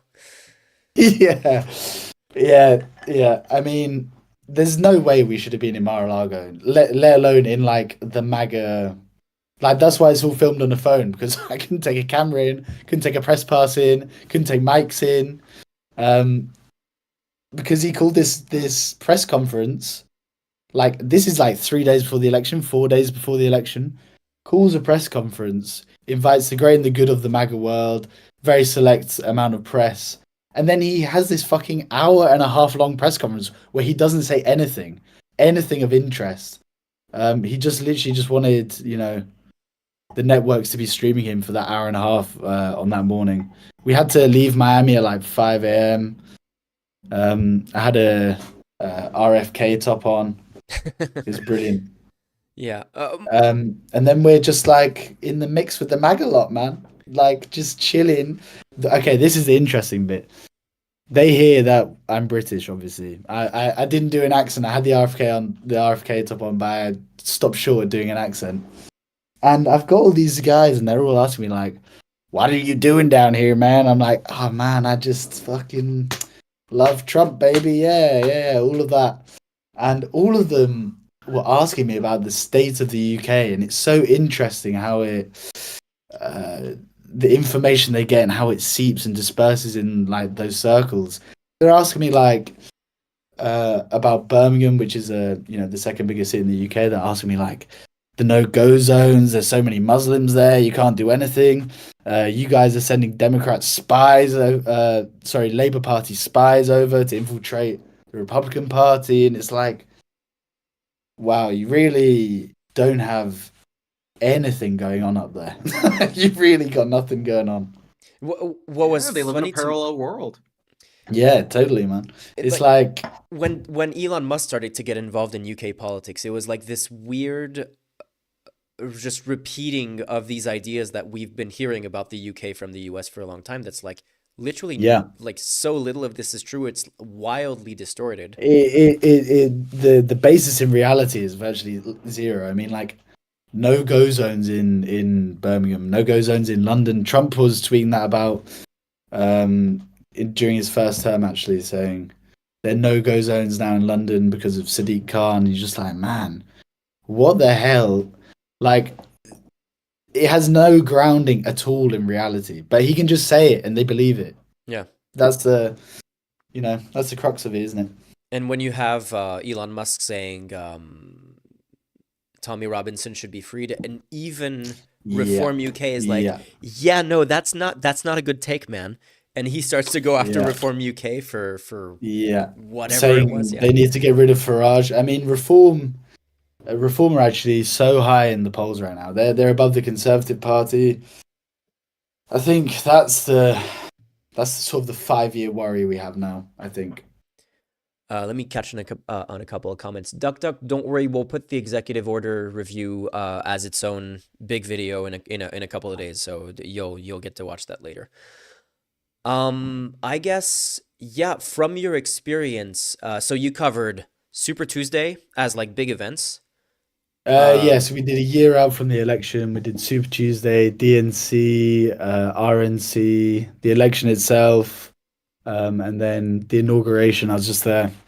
So I guess that 2 weeks ago. Time's flying, man. Time's flying. I'll just like put out a call for questions from the various chats that I'm keeping my eye on. If you have any questions for Rory on those, I say one thing about the inauguration, man. You guys presumably been to DC.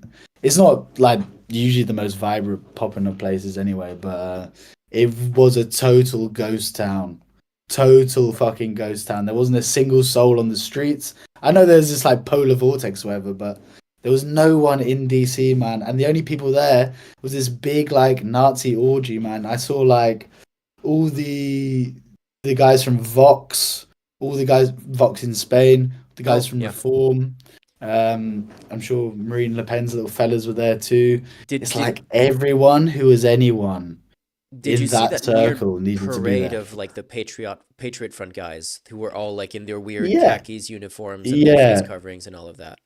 But everyone was saying about that this is another classic thing that they say, that they're all FBI informants, like they work for the FBI and they come out and they show all this force and then they, they sully our good name.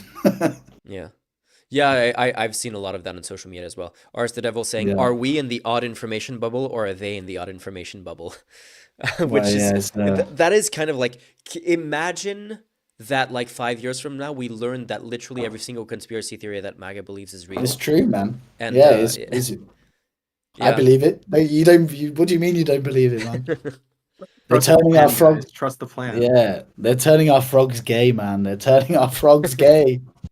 No, that would be a weird moment of realizing, oh, wait, it was like it was true all along. That would be a crazy turn of events. But yeah, no, like I was watching like when the RNC was happening, I was getting like your backstage footage on one end from your Instagram stories, and I was seeing like the I don't know what's his name, Hulk Hogan tearing his shirt off on stage, I and mean, I'm like, say what you want. That was brilliant. That actually was brilliant. but I mean, Like we, it's brilliant, but all of that is just a real life oh, it's version of the theater, film yeah. Idiocracy.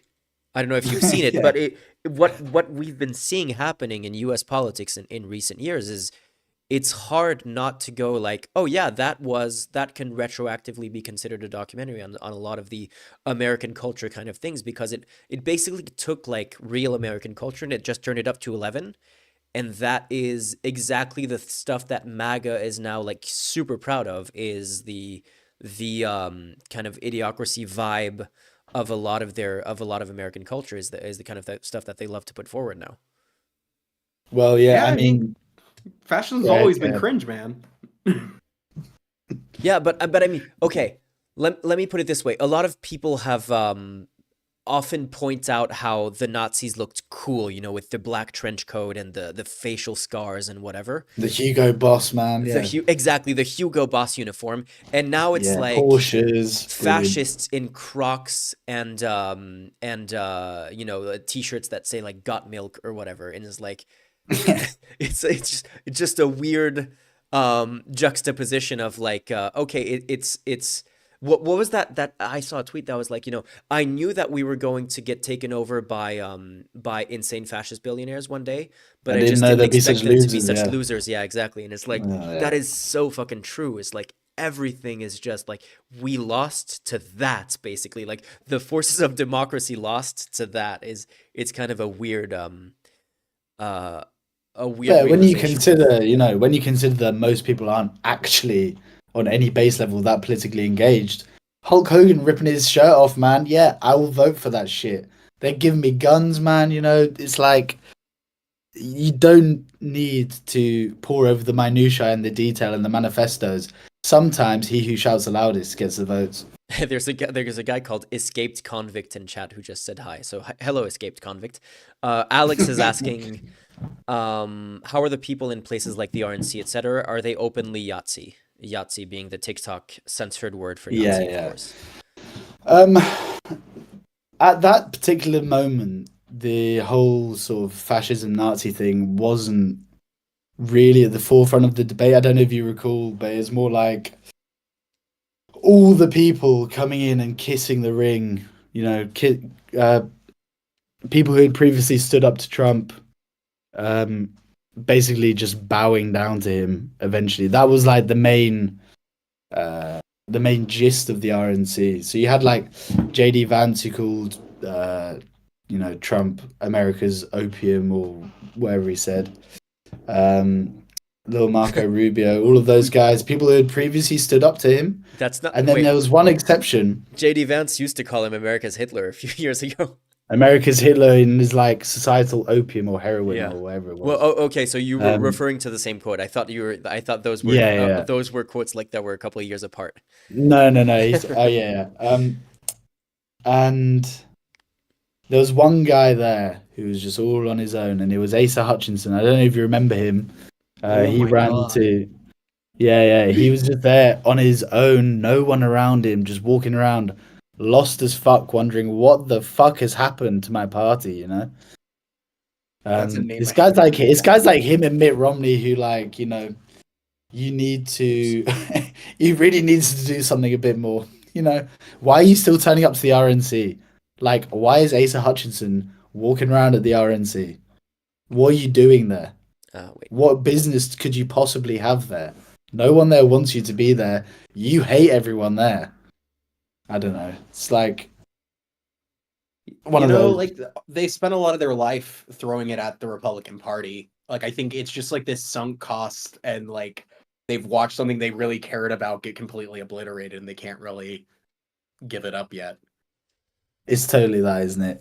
It's totally that. It's like they think the Republican Party is still wooden paneled walls and smoking cigars and playing golf and all of that. Man, you are so lost. You are so fucking lost. Yeah, Noah pointing out we Yeah. can't forget that Grinder crashed in DC, or in the city where the RNC was located. Milwaukee, Milwaukee, yeah. Milwaukee. Another this TikTok inactivity thing is weird. Okay, apparently I have to reset TikTok every few minutes. One of the things I also think about is like with the Nazi at the GOP dynamic is because you had like the Groypers kind of kicked out of the Trump coalition and then they went on Yeah. anti-Trump offense. They were kind of cast out to the side, and like even the like American Renaissance dudes were kind of like parallel for this particular year. But this is like all these lines are really shifting all the time, so it's like it's a bit Yeah. complicated. I mean, 2017 wasn't Nick Fuentes in Mar-a-Lago sitting around with Trump? Kanye. Yeah, they literally sat there and had a meeting like with an actual Nazi. Yeah. Like an actual like nativist, no one should mix their races Nazi. It's crazy, man. Yeah, But like, I mean, and then like the problem is it's also like the more normal groups even are like really radical too. So like Turning Points USA is just like doing white supremacy, but like they're just not actually like into Hitler. Like that's the line, like really, really clear. That's the thing that is so weird to discuss about this, because like the term Nazi, like, and the ideology around Nazi has kind of evolved over the years, where it's like now you're like, you have someone like Elon Musk behind the presidential seal doing something that is like the most unambiguous Nazi salute in the last 70 years. And it's honestly undeniable what it was. The only people who don't believe it are people who are just obfuscating to waste everyone's time. Do you know who's really happy about that Nazi salute? The Nazis. Nick Fuentes. Yeah, exactly. Yeah, exactly.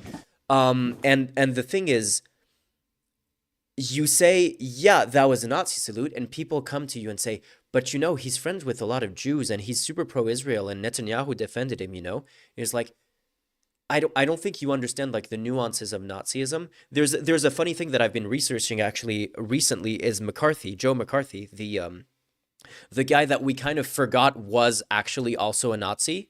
Like Joe McCarthy made a name for himself by making a big show of disrupting a Senate investigation into the Nuremberg trials and painting the Nazi defendants of the Nuremberg trials as the innocent victims of a biased court against them. And apparently, this guy would, in like private conversations, regularly point to his own personal copy of Mein Kampf and say that's how you do it, as well as just like using anti-Semitic slurs on a regular basis. But he was also super pro-Israel. And one of his key advisors was Roy Cohn, who was probably closeted gay, but definitely Jewish, and who also went on to become one of the most important figures in Trump's early career. But like the idea that you can't be friend with a Jewish person and be a Nazi at the same time is, or you can't be like pro-Israel and also believe in a bunch of really, really Nazi shit at the same time is something that you can also be Jewish and be into Nazism. Stephen Miller in the Trump administration, his own family said he would have been an SS person at the time if he was alive during Nazi Germany. Or his own uncle said that about him. Or Chaya Raichik, the Libs of TikTok woman who was interviewed and was like, she so fully crazy. believes in great replacement theory, but it's just like they've like removed some of the Jewish conspiracy out of the great replacement theory. But it's still the great replacement theory, and like now it's just like, oh, it's not the Jews, it's like the elites that they say, or it's like just some Jews and it's not all Jews. And they have this weird thing where they're able to be more welcoming of far-right Jewish people into basically neo-Nazi circles.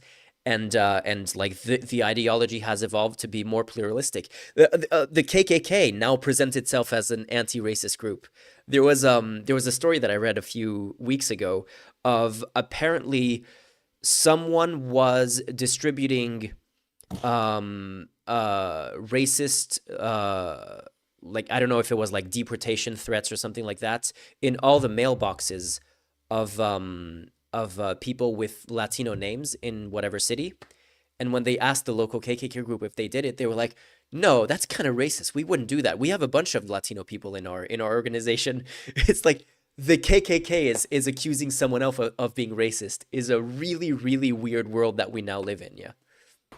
Yeah.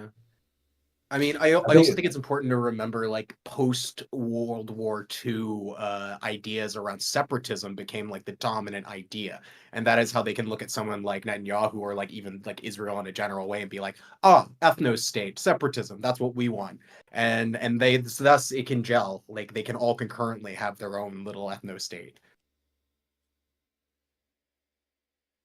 yeah, I think Uh, people will get really bogged down with the idea that the far right and Nazism and fascism will be directly transposed as it was in 1933, yeah. and they'll be going around in the Mercedes Benz with the gloves on. And the Man, it's not Hugo going to look Boss like and the that. goose It's going to stepping. Yeah. come wearing a suit, carrying a cross, red hats everywhere.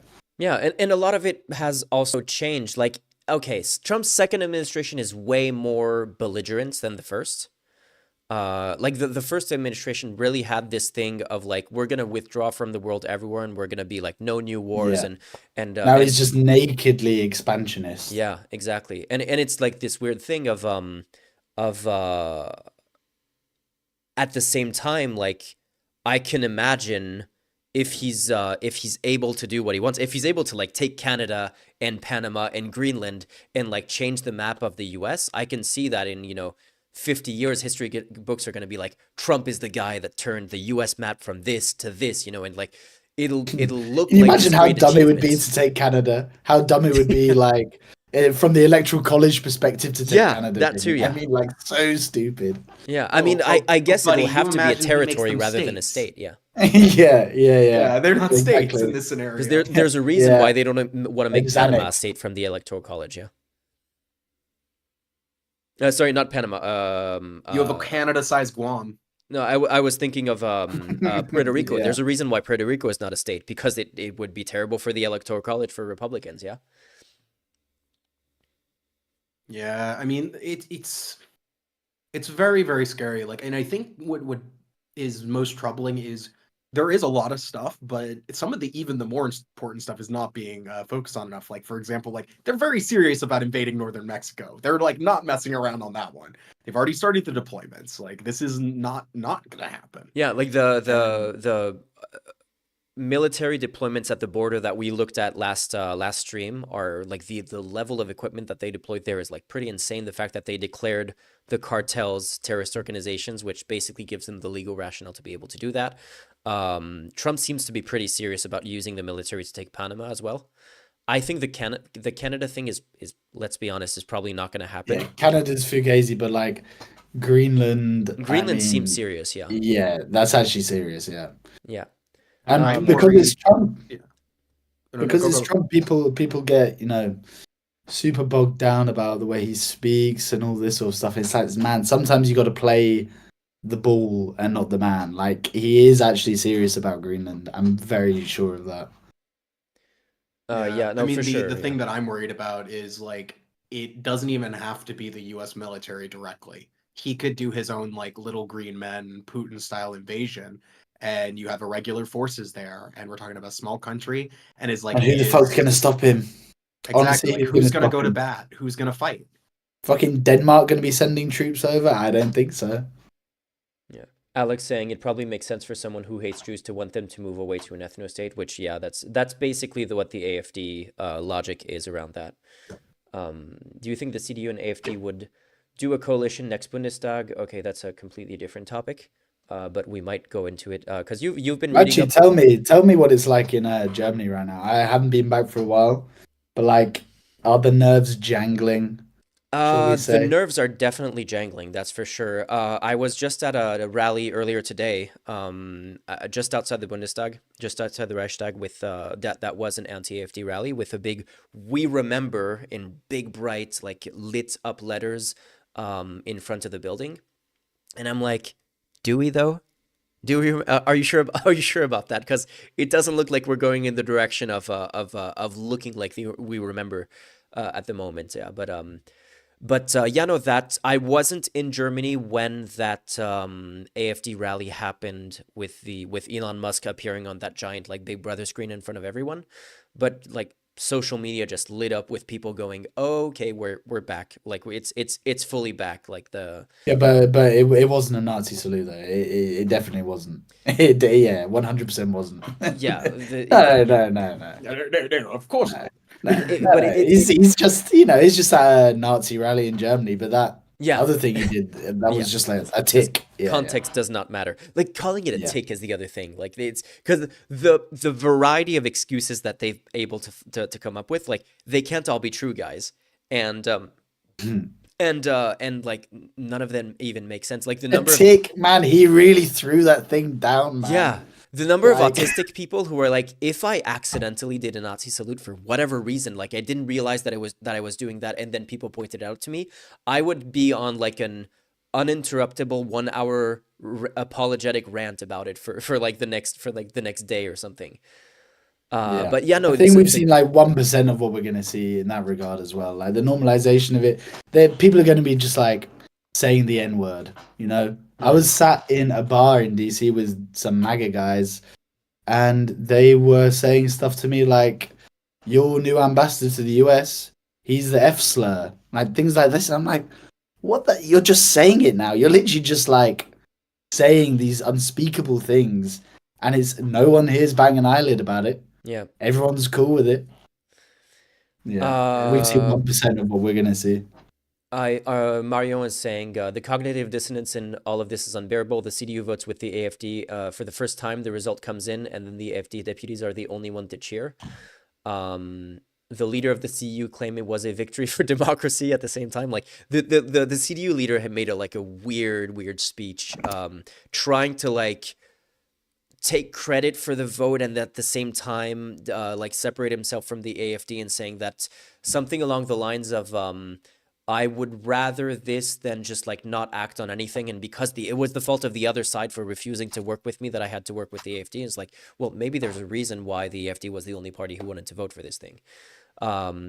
Mario's also asking if I'm going to the CDU Parteitag tomorrow. I am actually, and yeah, I know in advance because I've been speaking with some activists that there's going to be some interesting stuff to film there, but I can't say more until that happens. Oh, really? I Okay. heard through the grapevine that there's some internal party motion to remove Merz right now. Okay, my interpretation, and you can tell me if you've had a different feel from this or if you've been following, is I've been trying to think of why the resolution, the anti-immigration resolution was passed on Thursday with CDU, FDP, and AFD, and why the bill was voted down on, it was Friday evening? Was it Saturday morning? I think it was Saturday morning. And I've been trying to, like, my interpretation of that is that just a bunch of CDU people got super cold feet when they saw the reaction to the first vote, and they were like, yeah, maybe we fucked up there, and that might be also why there could be a movement to just repudiate Merz's leadership 3 weeks before an election. Yeah, I think primarily the thing is like Merz, people are not beholden to him, right? Like none of the politicians in the CDU got there because of him. So there is no intense like ride or die loyalty with him. And when they see the crazy blowback and national protests and all the stuff, they're like, I'm not going to bat for fucking Merz. Like I'm not going to lose my position for this guy. And like he becomes a liability and a risk at some point. And also he lost the vote. So it's like the losing of the vote is the hilarious like straw that breaks the camel's back, right? I mean, like you sold it all for fucking nothing, man. Right? Like if he wins the vote, he can at least be like, this was the will and I was right. But this way it's like, no, I was wrong and I fucked up and now everyone hates me. Yeah. Mario is pointing out that a lot of the people who didn't vote for the bill were Merkel people, and Merkel came out being super critical of the resolution thing, which is true as well. What I'm wondering now is clearly this is going to hurt the CDU basically in every direction. And I wonder if it's going to hurt them enough so that they dip into second place. And is the AFD going to be the main beneficiaries of that? Or is the SPD going to have like a big resurgence like they did right before the last election? as a response to like people not wanting to have AFD involved in government, basically. And I guess we'll have to see what the result of that is, but it feels like at this point, so close to the election, everything is up in the air. What a world. Well, you've got beautiful proportional representation, so no matter what, there will be Nazis there. Like, no matter what. Yeah. Oh. Yeah, it's not good outcomes, I think. And unfortunately, then it's like you said earlier, it's like then you have to start, what does the actual coalition look like? Can anyone form a government? Like, do we get kicked back into new elections in a few months? Because I think that Mertz speech where he was saying the only reason why we had to vote this bill with the AFD is because the other parties wouldn't work with us, is this actually exactly the kind of thing that he would say if CDU wins the election, if Mertz is still where he is right now by then, and there's no math that works to form a government without the AFD. He's just gonna say the same thing and going like, well, we have to form a government, don't we? Like, we don't have a choice, do we? Like, we've always said we would never do this, but now that we actually kind of have to do this, well, we're not going to stand on those commitments. We're just going to go with it. I would be shocked if they don't end up having the AFD involved to some extent, if they're the ones who end up at the top of the election. Yeah, I mean, like you're watching another EPP party doing the exact same thing in Austria, and if that's kosher, then it's kosher for the CDU to do it too. Yeah. So Rory, what have you you do a lot of stuff in the UK. Obviously you've done the US stuff. Do you how much stuff outside of US and UK do you cover actually? Well, we're in let's see, went to Spain for the elections there, went to the Netherlands for the elections there. But mainly it's US UK based, yeah. Okay. And you're coming to Germany for the elections here. I hope so, yeah. Looks like it. I mean, there's not really a good reason to not cover it because fuck me. Yeah. So what's the situation looking like in the UK right now? As it feels like there was a huge call for new elections a few weeks ago, like right before Elon Musk started to get involved. Like between the riots that happened after that stabbing and Elon Musk, there was a big call for new elections, and it seemed that reform was pretty high in the polls, in the opinion polls at that point. How is it? They're literally top. They're literally top of the opinion polls. But we got a system in the UK, the first past the post system, which is done by these very arbitrarily drawn constituencies, which change constantly. So for reform to actually get a majority and get Farage as prime minister is, I mean, nigh on impossible. Looking at it, I mean, the vote just splits too much. You can be second in all the seats you want. You can get 10 million votes and be second in every single seat in the UK, and you will not have a single MP in Parliament. So, I'll tell you one thing though. I had to go to Estonia just before Christmas to film an interview with Keir Starmer, our Prime Minister, and Nick Ferrari, who works for LBC. And I've met Starmer a few times before. I've had to set up interviews with him. I tell you, man, that guy has no aura whatsoever. Usually when you're miking people up and saying stuff up, you're a little bit nervous, you're a little bit worried, how's this gonna go? What sort of small talk do I engage in? With him, I do not give a shit, man. I'm sticking the mic in his pocket, jamming his jacket around and all this. He just has nothing about him, man. I was on his plane home as well. And he had to come walking down the plane to get something out of his bag. I'm like, you're the Prime Minister, someone can do this for you for a start. Secondly, the air stewardesses don't get out of his way. He's the Prime Minister, for God's sake. He has nothing about him, man. Nothing. And that's going to really cost him. You need to have some charisma. You can't just be this technocrat, results-driven guy forever. It'll work in the first part of your term, but eventually you're going to need to be I am that guy. I am the guy who's going to see off Farage. I am the man. And I don't see it. It's frustrating generally across the board in I use the term leftist, but use loosely to say, like, Labor or Democrats in the US, which Yeah, aren't really like like the that lack far of left wing. personalities, man. But Yeah, yeah, exactly. There's so little of like the void of charisma in basically any country right now is kind of striking, while the right have these uh like them Hulk or hate Hogan him. ripping his fucking shirt Yeah, off. I exactly. mean, like, Like, even if you think yes, it's man, ridiculous, this is they get television. attention. Like, they have an aura. Yeah, exactly, exactly. Theater, passion, For, spectacle. yeah, exactly. And Farage is so good at that as well. Yeah, we Yeah. need more No, Mélenchon, you say, is what UGDPY is saying in chat.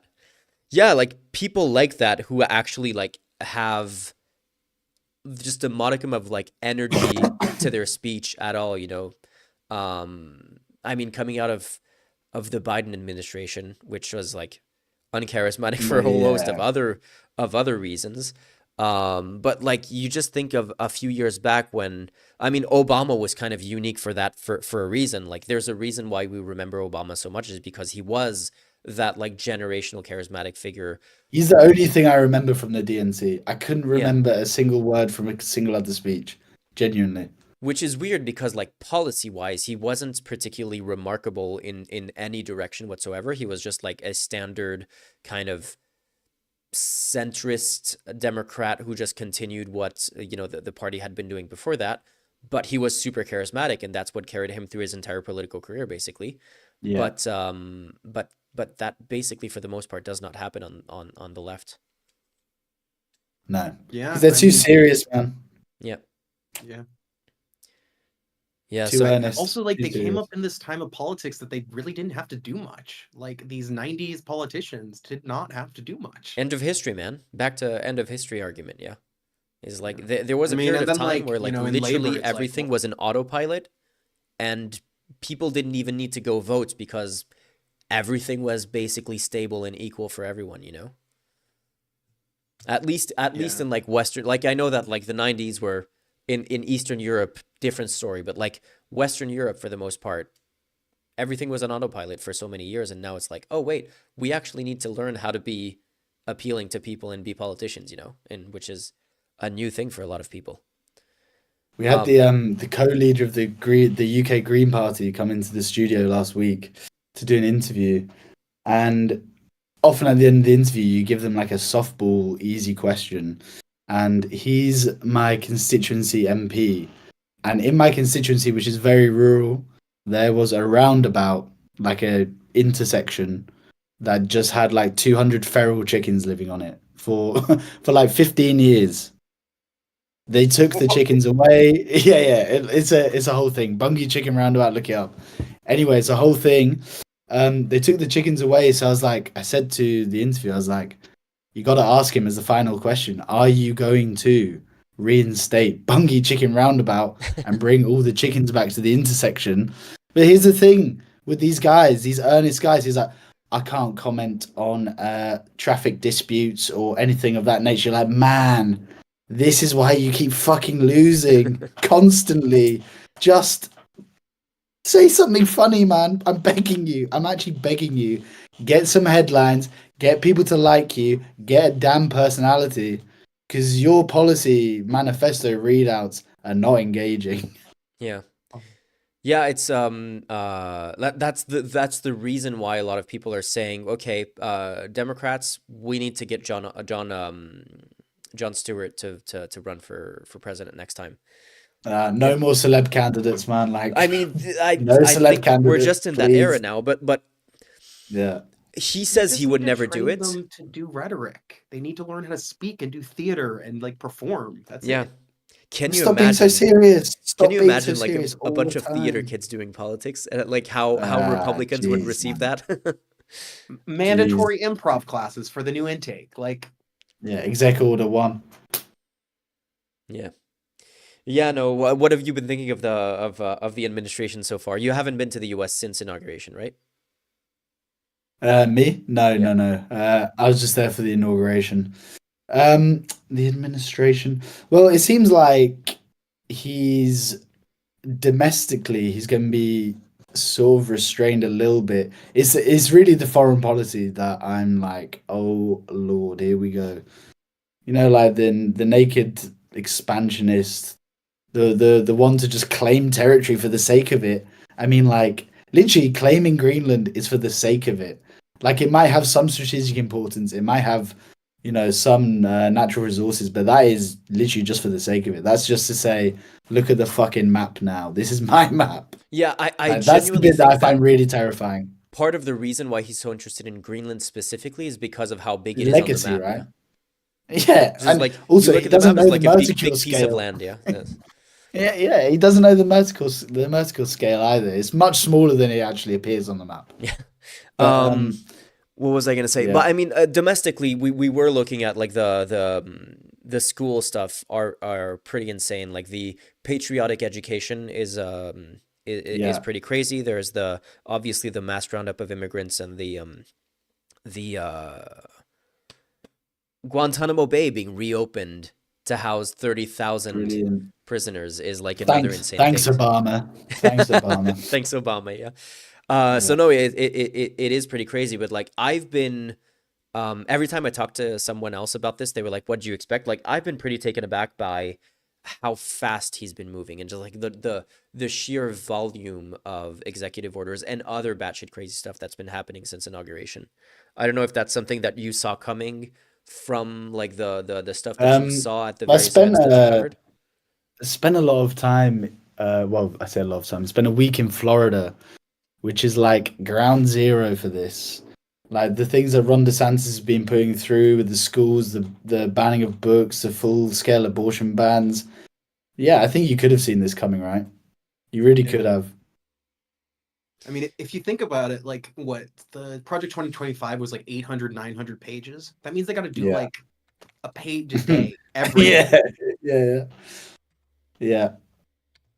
And like, But yeah, I mean, and then also like there's a reason they were doing like training seminars, like working it, like they were planning so hard for months to just like roll on in, like Heritage, fucking Claremont Institute, all these other people.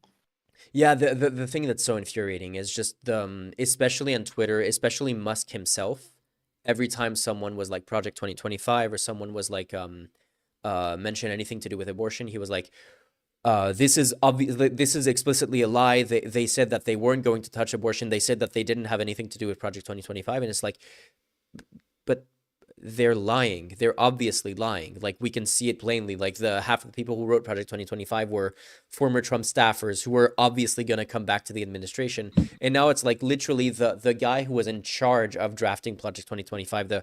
I forget his first name, but his last name is Vought, like in like in The Boys.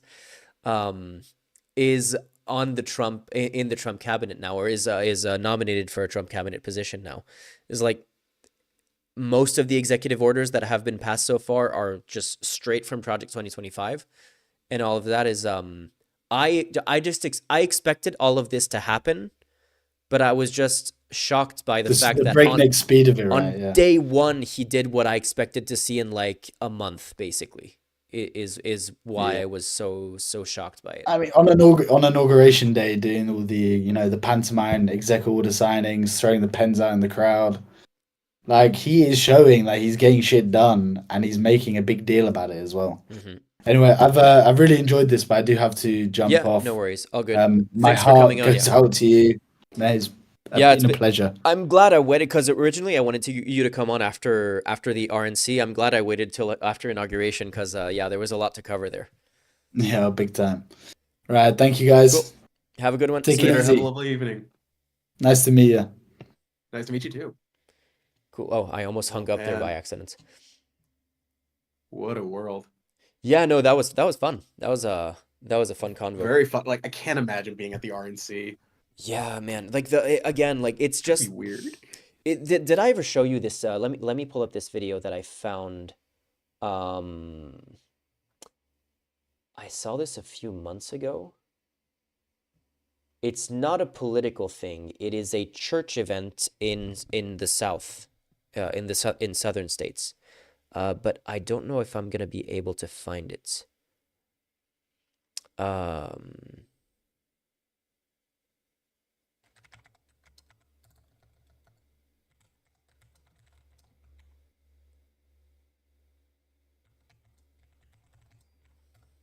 I'm putting the weirdest, the absolute weirdest search terms in Google to try to find it. I'll tell you what the search terms were after I find the event.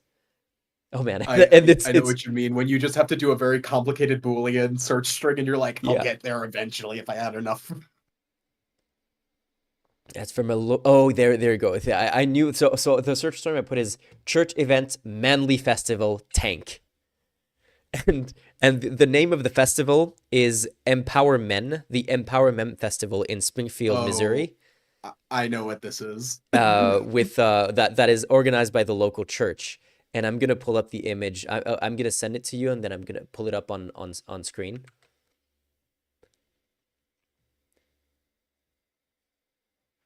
My body is like just preparing mentally for this. It's just like, Wait, oh, what are we about to I'm see? just gonna copy the image and send it to you on Discord directly. You have your Discord open, right? Yep.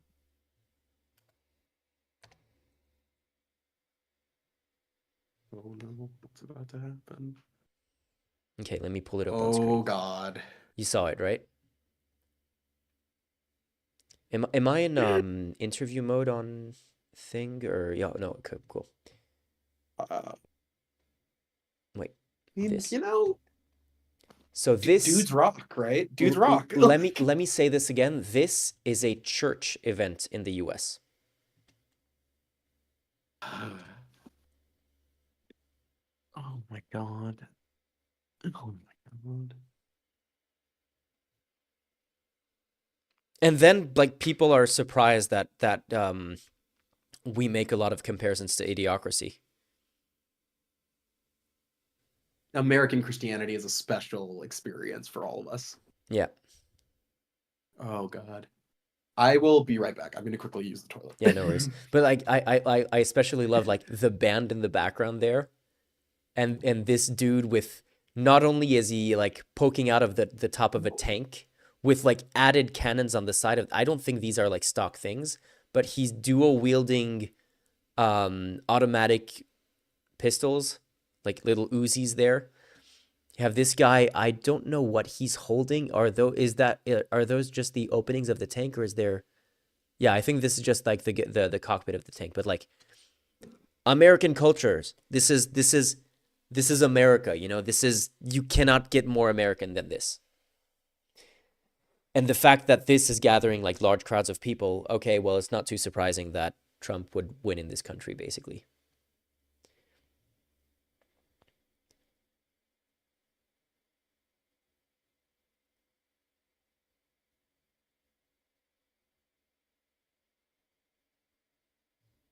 Sounds not okay. I was just not speaking.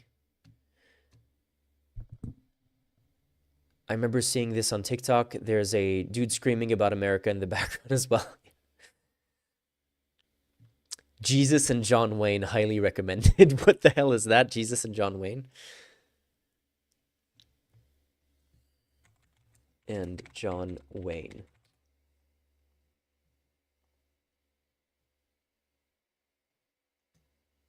Oh, book. Okay, I'll have a look at that.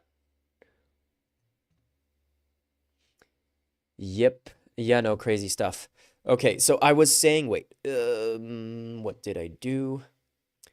I was saying before stream when I was still in a one-on-one chat with Hunter Rota that I was feeling really tired, and I'm definitely not going to be streaming too late after this, but we still do have we are caught up with executive orders, but we do have a lot of non-executive order insane fascism, rapid onset fascism news that we did need to quickly go through. Do you have the list? Do I have the list? It's let me in get the that chat. back up. In the chat. Wait, there was the Google Docs that you prepared. Is that complete, or is that Yeah, it's all good, and okay, it's cool. got a nice all with dates and everything. These are just from February 2nd, 1st, and 31st. Let's see.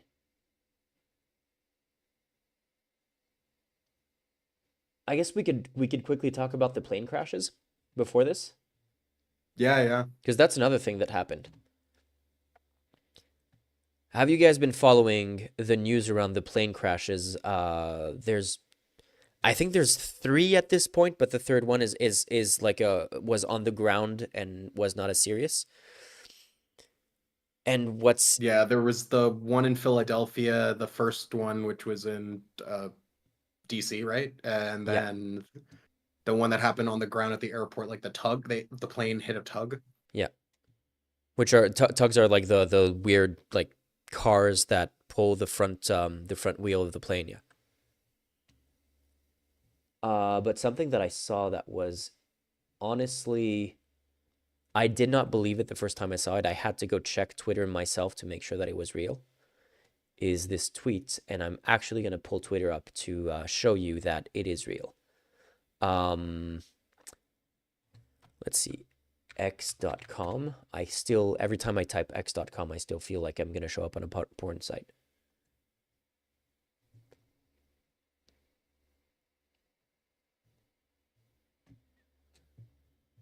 At Schaller67. Oh, that's a good point from Johnny C in the chat. That Canada, Greenland, all are connected to, and Panama are all connected to Russia stuff. But like Panama, it's because they can't use the canal anymore since the war, because of sanctions, and for the Arctic for Greenland, Denmark, and Canada. Ooh, do you think if Trump takes Panama, he would just like lift Russian sanctions and allow them to go through again? I think he would look the other way with Shadow Fleet stuff. Ah, yeah, fair That's enough. how he can do that without having to do that. Okay, wait. I'm looking for a tweet from the 29th. And the first word was an FAA employee.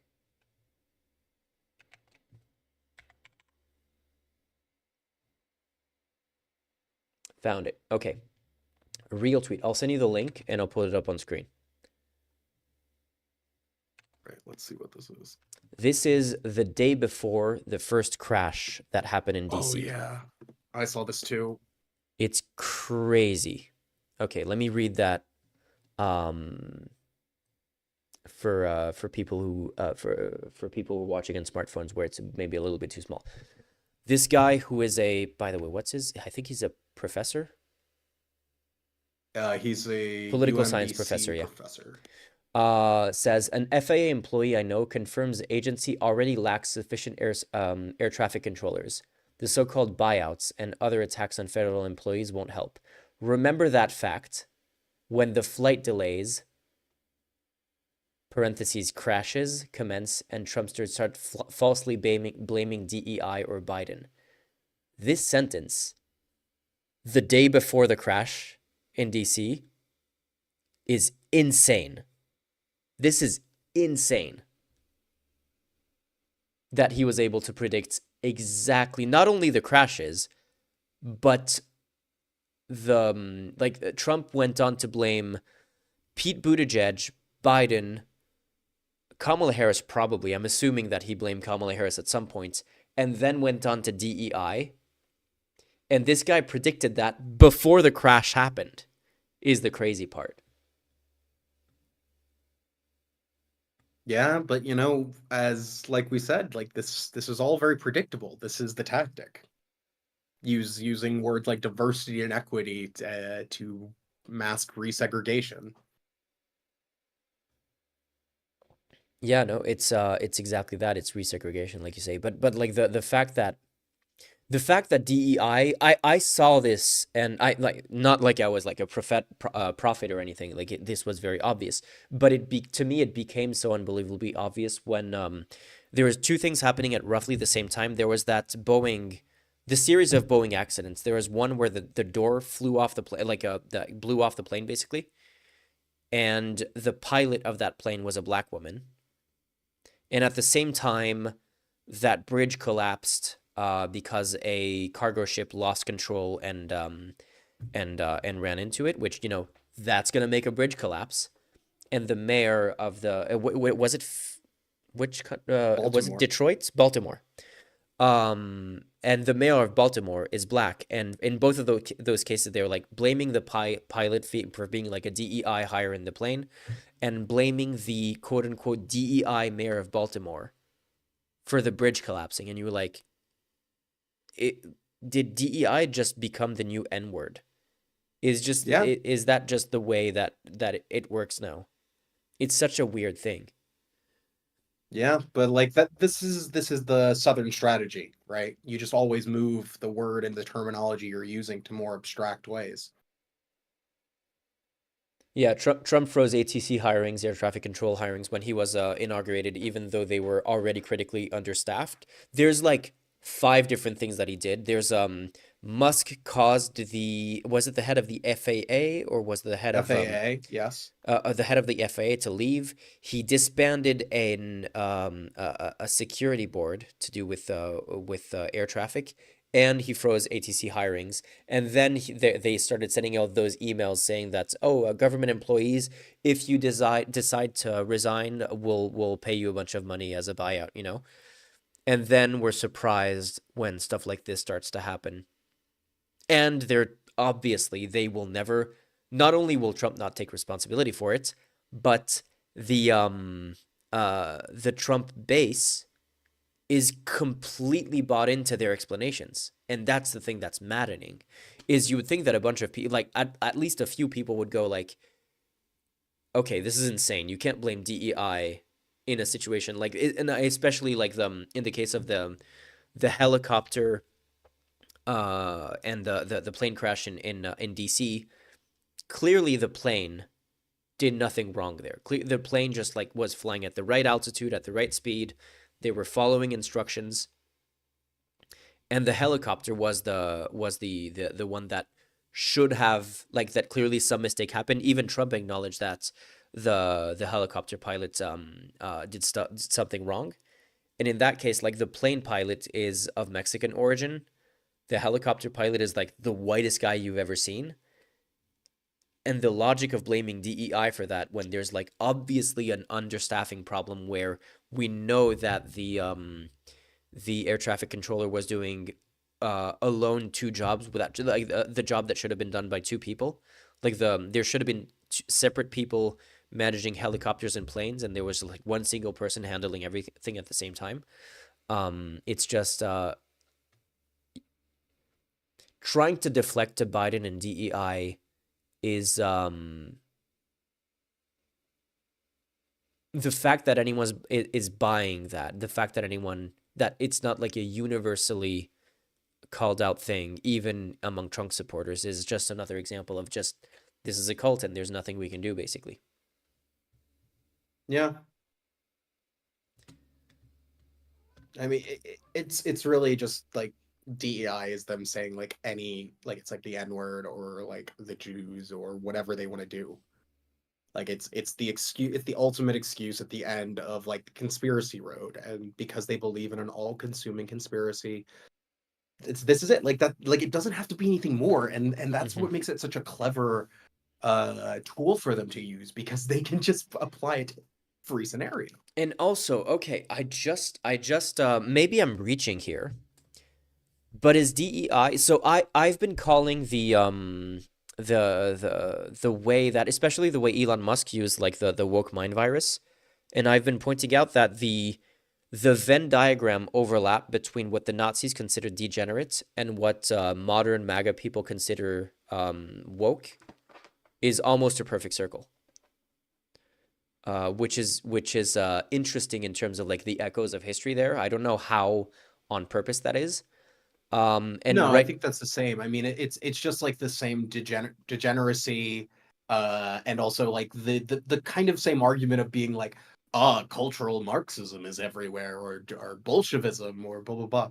It's the exact same arguments. It's just different terminology, slightly different tactics, but the exact same stuff. Do you think I'm reaching if I'm kind of pointing out that DEI is let me see how I could put it. They are replacing qualified white people with lesser qualified, diverse people of color.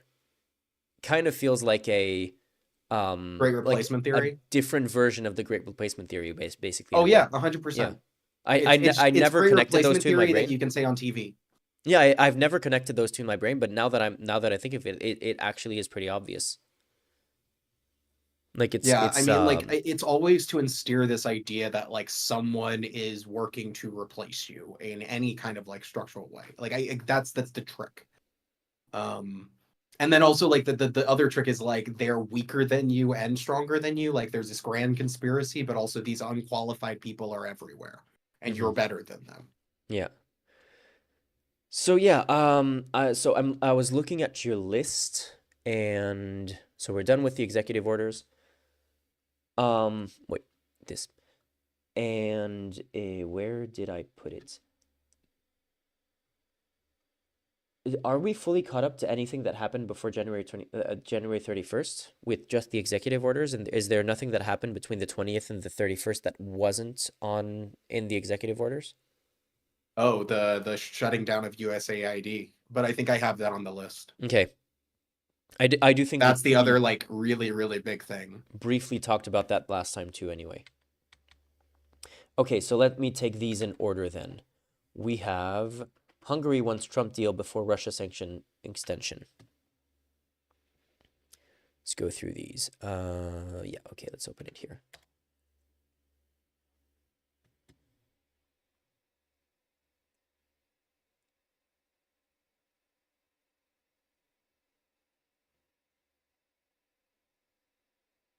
Only after a deal is struck with the new US administration will Hungary give the green light to extend sanctions against Russia. Oh, okay, I get it now.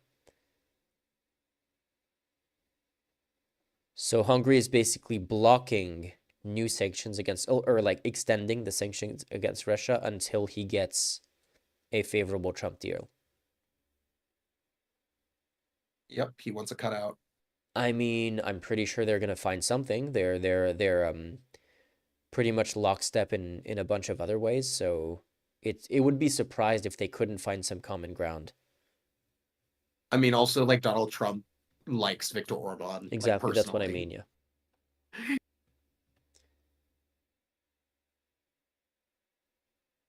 But also, this could also, like, if Trump doesn't want to make concessions, this could also be, like, the way that the sanctions against Russia get lifted, basically. Yeah, basically. Okay, well, that's wonderful.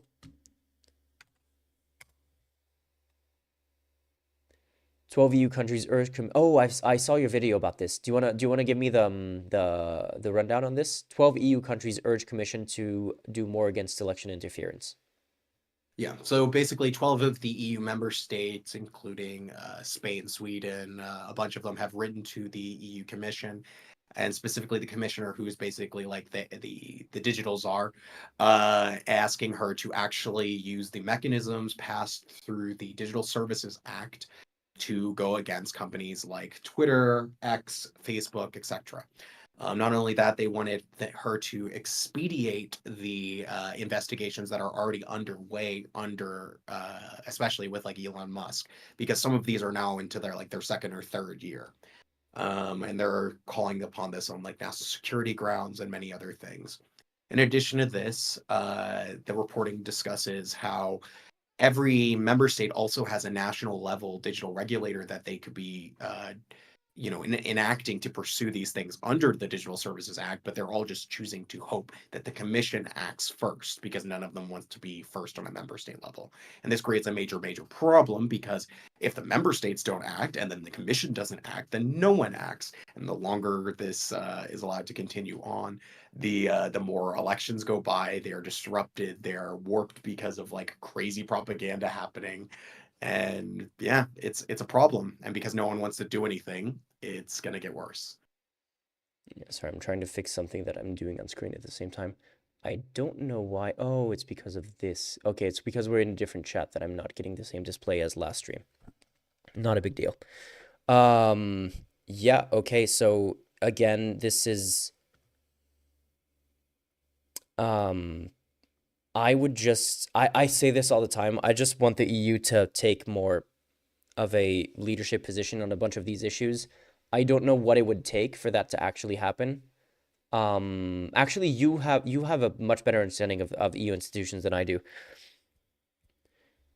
What is What's your question though? Yeah, what could um what for okay, I guess the main one is like, what do you expect the EU to do about everything that is happening right now in terms of rise of authoritarianism, Elon Musk getting involved in elections, a bunch of election interference from Russia and other countries. What do you expect to happen with that? I mean, I unfortunately don't expect a ton to be done, but Okay. what they could do is quite a lot. Under the Digital Services Act, for example, one of the big things that none of the companies, the major companies for very large platforms, are following is they do not have actual human moderation on any of these platforms to the extent that they need to abide by EU laws. And they are also all in breach of the Digital Services Act in relation to the removal of illegal content. And this is something that could require them to pay 6% of their annual global operating revenue. And this is a big, big stick that they could be constantly hitting them with. And also, if they pursue to not do any changes, they could just shut them down completely. And while this seems quite extreme, you have to realize that most of the digital information space in the EU is now dominated by countries or companies that are not regulated in the EU because they're located either in China or the US. And it's not like the US is going to be regulating any of its social media companies anytime soon.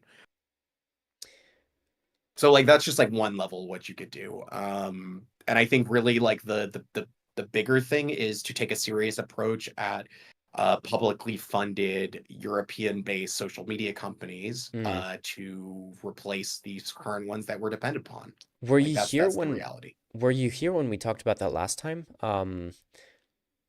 One, I don't think he's here in chat today, but there's a member of the community called Tryon who apparently tried to get involved in like doing like EU tech startups or doing EU social media companies.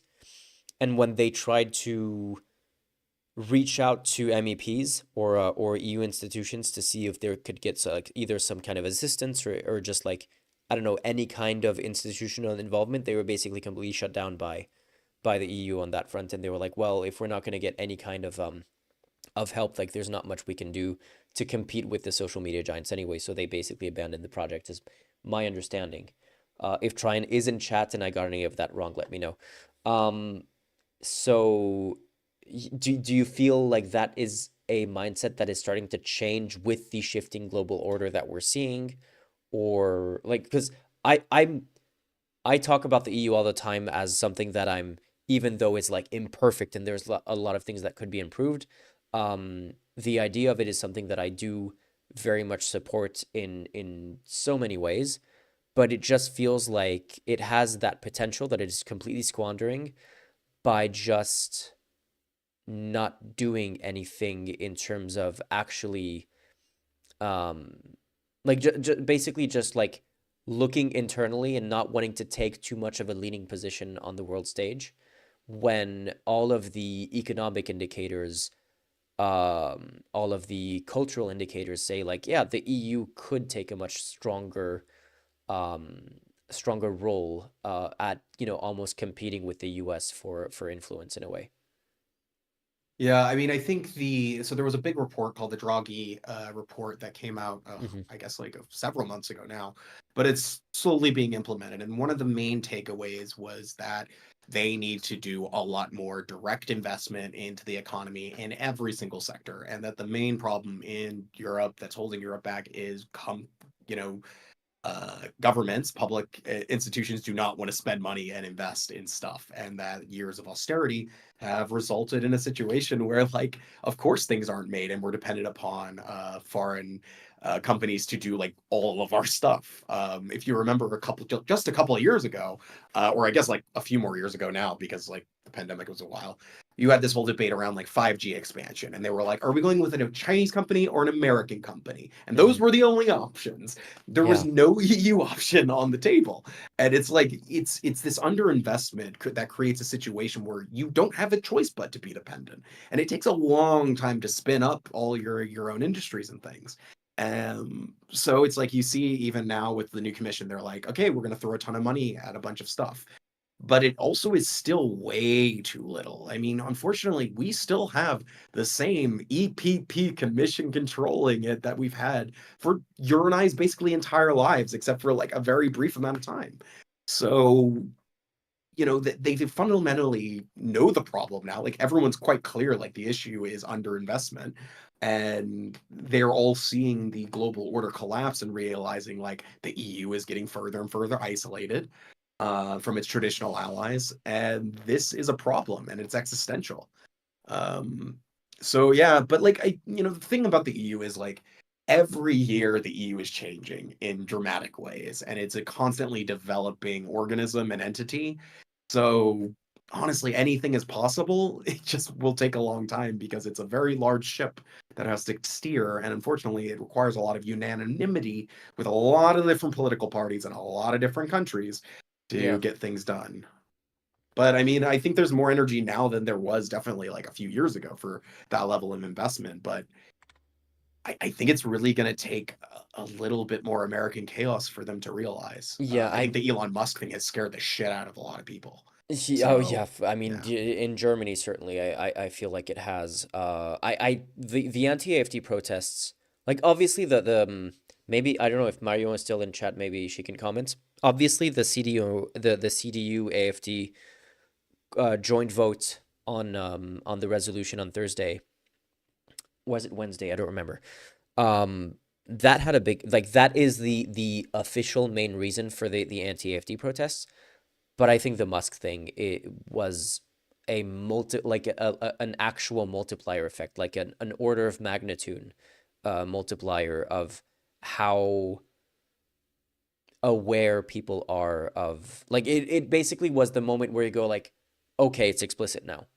Like they're dropping the mask. We don't have to pretend anymore. We don't have we like now we can actually.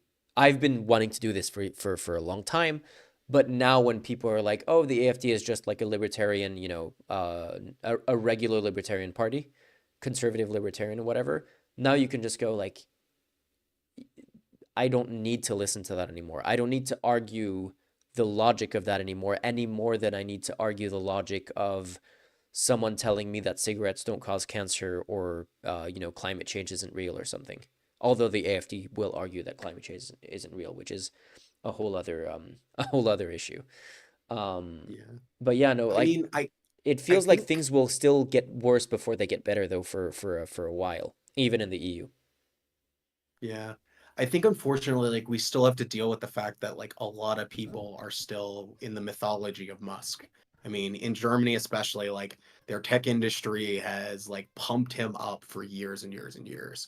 And that's the problem, right? Like there is a mythology built around this man by media establishment companies everywhere. That means that like a significant amount of people, unless they're like sitting on Twitter looking at the crazy shit he posts every day, they have no idea what's going on, and that's a big problem. And that lag till people realize like this is a nutcase is going to be a big problem Yeah. because every month he maintains legitimacy of someone is like a month they don't realize what they've signed themselves up for. And yeah, I mean, like I was even at a party in the UK a couple of months ago, and some very clever people were even being like, "Oh, I don't know what you're talking about. Like Elon Musk, like he does like Tesla and electric cars and all the blah blah blah." And Mm. that is still a very strong image in people's minds about who he is. And like I always do the parallel to Ford, but like remember that Ford was a Nazi. He was like a genius, like, car developer, like car manufacturer, whatever. But the dude was a Nazi who like personally received a medal from Hitler, and Hitler had a portrait of Ford in his office. And like you can be a businessman and also a Nazi at the same time. Mario is saying, I heard a friend say, so Mario is German, and she says, I heard a friend say he probably doesn't understand fully what it means. And it's like it's funny to think that is Musk of German ancestry as well, or am I just thinking of Peter Thiel? I don't think he is. He's like Canadian, right? Like Canadian British. Let me see. German. I'm on his Wikipedia wiki page.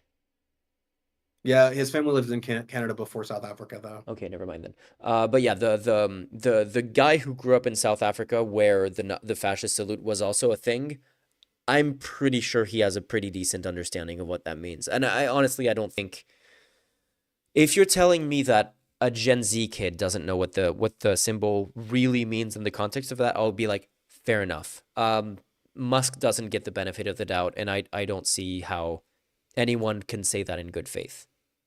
No, Mario, what I meant is Peter Thiel is South African, but Peter Thiel is also of German ancestry. So it's I thought that was the case for both him and Musk, but that's something else. Anyway, my cats are starting to be really loud, so can you take over the stream while I take care of feeding them, please? Yes, for Can sure. can I let you continue to cover some of the news that we were talking about? Yeah, for sure. Cool. We can rock and roll through some of these. Cool. Let me cut my microphone while I put my speakers on so I can listen to you. Cool. So one of the other kind of crazy stories that I pulled up is there is a wild Elon Musk story about how he wants to replace banks with X accounts. And so you won't need a bank account, you will just use X as the everything payment app. And this also links to another bonker story where the NTSB, so this is basically the government administration that does the press briefing, they stated that they're no longer going to inform the press corps via email. Everything will be done through Twitter exclusively. And this effectively means that Elon Musk's personal social media website is the key communication channel for the US federal government. And this just kind of ties into his like insane everything app worldview. And at the same time, so this is the third Elon Musk story, he is suing major companies, Lego, Tesla, and a ton of other brands, because they have stopped advertising with him, and he wants to use the courts to force people to advertise on X.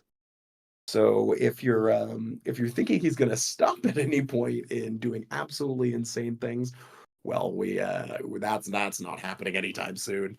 Yeah, it's have you followed the what was I gonna say? Okay, I can't think while my cats are yelling in my ear. Let me take care of this. Go feed. Yeah, I mean, all of this is just kind of like emphasizing how the US government basically operates for Elon Musk right now. It operates as a entity to defend his business interests, to defend him from literally the federal government investigating him. For example, as mentioned in one of the chats, the FAA was investigating investigating Elon for SpaceX because of repeated violations they were doing.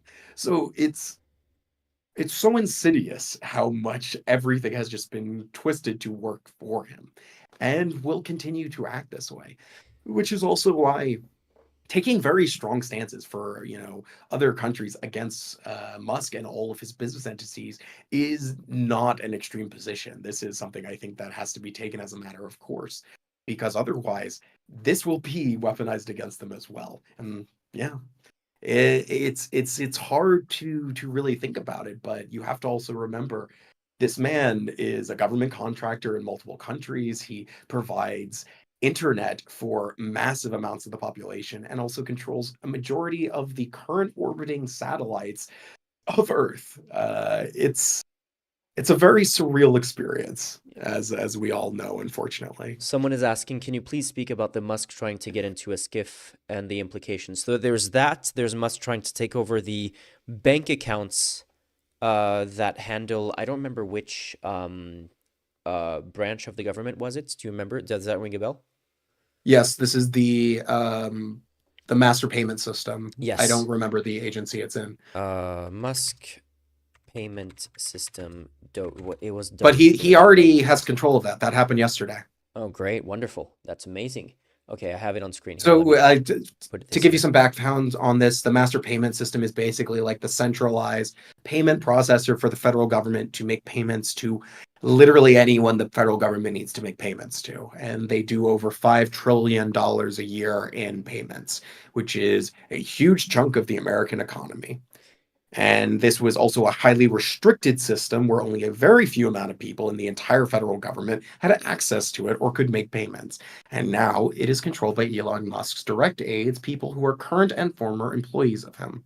Is this the same thing as Musk gaining access to a database that basically gave him like the full... Different things, different Okay. agencies. So now he has like access to basically all of the personalized information of every single government employee, everyone like connected to the government in any way.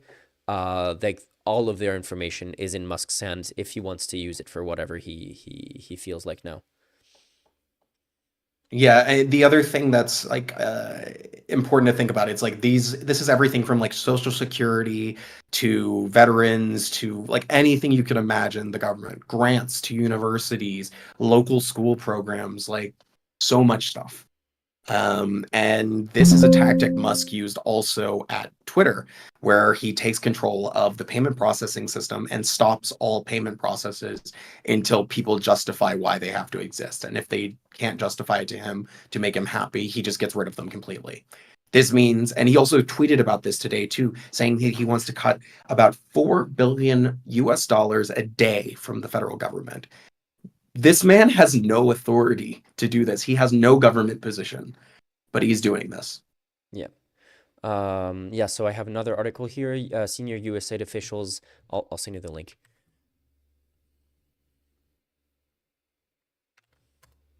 Senior USAID officials put on leave after denying access to Musk's Doge team. Here they're saying, Musk's deputies also have sought to access sensitive compartmented information facilities, or SCIFs, and servers used to access sensitive cables with top secret classifications. I mean, does Doge basically give Musk access to whatever the fuck he wants, literally in government? And he can say, well, it's for government efficiency or whatever. It kind of feels like Yes, that's almost the basically case. the executive order gave him carte blanche. That's crazy stuff. It's like, so I've seen this could anything like that ever become a reason for impeachment? Only if enough people want to is the problem. I've had this argument with people in my comment sections when I talk about fascism, which, you know, does come up quite a lot since I started my channel, is people coming in my comment sections and when I say, like, you know, fascism is about like the palingenetic ultranationalism and like a certain number of like cultural issues that are pretty central to fascism, is usually the ones that I'm focused on the most, in addition to like just authoritarian strongman type personalities that lead it.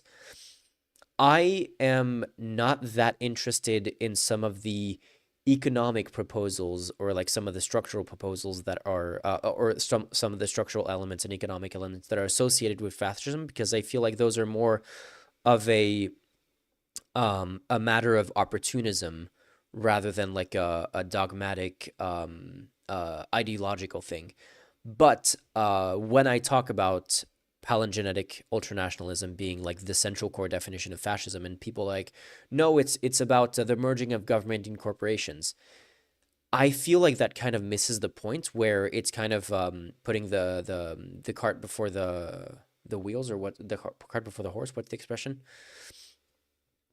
The cart before the horse. Yeah, I feel like that's the case, because to me it's like, what we are seeing here is exactly that. To be fair, like it does like make that argument much more valid now, but it feels like that is not an ideological position. It's just like, once you've gained this much power, then you don't need to share it with anyone. You're just gonna be like, okay, you, my buddy, you can do all of this. Well, I'm not gonna give you any safeguards or anything like that. You have basically like, it is basically full corruption now. It's entirely pay to play. It's entirely a loyalty thing, where the people who are the most sycophantic to Trump get more power, regardless of their qualifications, regardless of their intentions. It is just a matter of furthering Trump's agenda at any cost, basically. and like using corporations to do that in a lot of ways and enriching those corporations in the process. Yeah, I think a lot also about how so there was just like under National Socialism, it was like working towards the Führer, and you wouldn't like the whole idea is like you don't get directly told to do something. You feel like the vibe of what the leader wants is the thing you do. And it doesn't ever have to be directed to you. Like Donald Trump doesn't need to talk to Elon Musk. Musk is like, yeah, I feel like this is what he wants, and I'm just gonna do these things. And there's a bunch of different people in the Trump administration all doing very different things, but they all think they're working towards like the greater MAGA, like, goal. And that really defines a lot of fascist regimes. You have a lot of different people doing different things, but it all kind of works together into the single whole. Yeah, Fire Bitch And whether or not it 65. does, I mean, that also creates other problems, right? These are not usually very stable regimes. Oh yeah, Fire Bitch 65, which is a great name, is saying Musk is South African by birth. Why does he have access to our secrets? This is so dangerous. I mean, the fact that he's South African, like he's a U.S. citizen at this point. I think the only position in the U.S. that you can't that is not available to you if you're a naturalized citizen is president, as far as I understand. If you're a dual citizen, there's some cabinet positions that you don't have, but like that, none of that applies to Musk. So yeah, who is Musk going to share super classified info with? That is the question. We know that, and this is a scary thing that came out before the election. We know that Trump has been in regular contact with Putin during his 4 years out of office, and we know that ahead of the election, Musk has been in contact with Putin's deputy chief of staff, who was the person in charge of the election interference in the U.S., which is wild that after that, Musk still had a security clearance. Like, this is the thing that's so frustrating to me, is just the liberal institutions' insistence on procedure and like, oh, but we can't do this because it takes time and we need to do an investigation, when it's like literally shit's blowing up in front of you and you're like still trying to maintain order rather than like going, like, oh yeah, my hair's on fire. Oh wait, let me make sure that that I close the car door before I put that fire out, is kind of the kind of situation where we're in now, where we've prioritized the order of doing the right procedures rather than saving the democracy that's on fire, and now we're in this situation. Yeah, it's frustrating, but also yeah, and I think the problem is it's like once we're like really far into this, like they have absolute power, like they have all the mechanisms of the federal government, they have the majority of states, they got a lot of stuff in their favor. So the responses have to be very, bigger and also extrajudicial. They have to operate outside of the norms. They are just they've gotten so used to defending completely, as a matter of course. So it's like you need to have like massive protests, a general strike. Like these are the things that actually topple regimes. And they still think that like they can have a normal Senate confirmation hearing and confirm Marco Rubio, who then yesterday shuts down the USAID illegally. So it's like they still have this imagination that there's still some good MAGA people, that like the people who have bowed to Trump, kissed the ring, ride or die with him now, supported him after he tried to overthrow the government, that there's still some sort of like middle ground they can find, that there can be still a responsible Republican Party. And like they don't want to just admit to themselves like this is not a Democratic Party anymore. Like we cannot treat them as such. And because there is an unwillingness to get to that position, they can't get to where they need to go after it. And this is the fundamental problem. Like it's it was emphasized. It's like it's Joe Biden at the inauguration having tea with the man he said was a danger to the republic and a fascist. Or Obama like how the laughing fuck with does that him make any sense? at the Like how at does that make Carter's any sense? yeah, Obama laughing with him at Carter's funeral is the other example of that was kind of infuriating. It's like the fact that look, I get it. democratic institutions, he won the election. We at that, like, at the point where he wins the election, we don't really have a choice then to go, well, I guess here are the keys to the White House. It's frustrating, but it happens. But the fact that it happened, that basically the day after the election, it was essentially like not even a reluctant giving over the keys to the White House, but it was just like, okay, now we're going to do the normal stuff, and we're not going to say, like, I would have liked to see some kind of, like, guys, you wanted this, we're going to do it. We really don't want this to happen, and we are warning you that this is going to go bad. We still stand by all the stuff that we said about Trump during the campaign, because all of that was true. Like, we do think he's a fascist, and we're going to act accordingly. But we are also, like, Democrats, and we are going to hand over the government because this is the will of the people. And like, but like, shit's fucked, basically. I would have liked some kind of acknowledgement to that. There was that farewell address by Biden. That was so the most. Did you know what I'm talking about? Dude, like the thing I keep thinking about, Trump didn't go to Biden's inauguration. Like, Trump did not go to Biden's inauguration. And like, this is the game. Like, this is the theater of it, right? Like, you think he's not legitimate, you think he's a danger to the republic, you don't need to be at the ceremony. He already set the standard.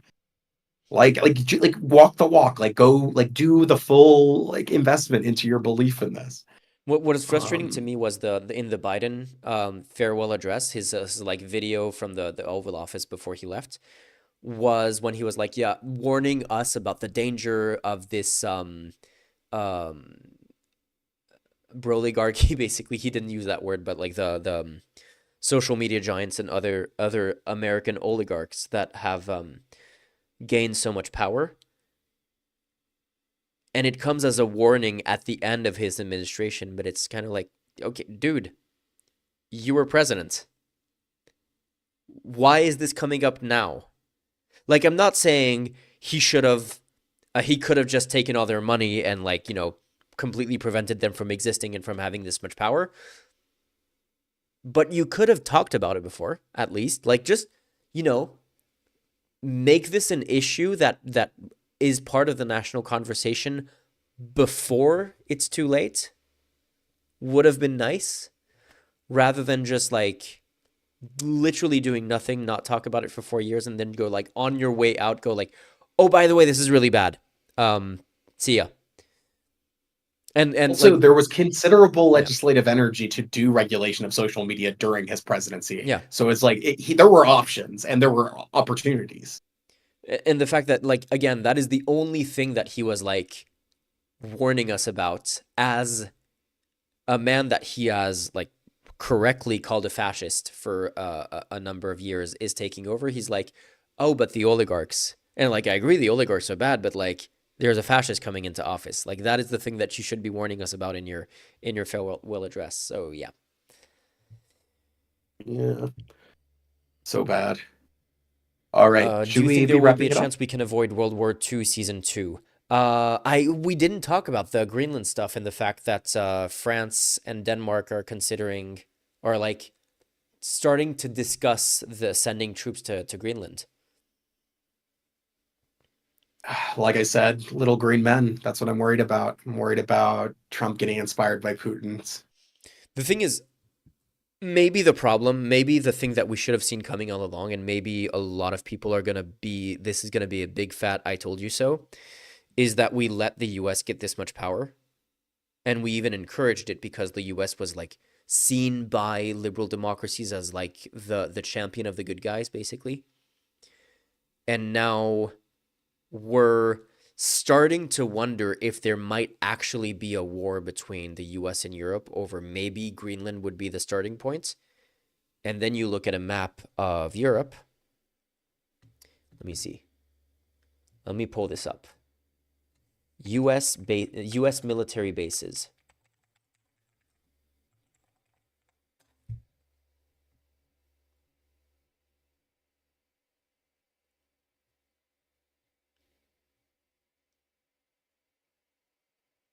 I'm not finding the map that I'd seen the other day. There was actually a map that listed all of them, basically.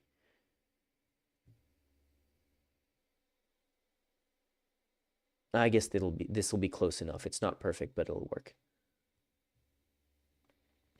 I can send you the link as well.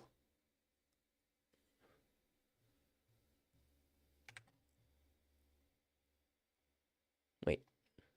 Sorry, technical difficulties. There you go.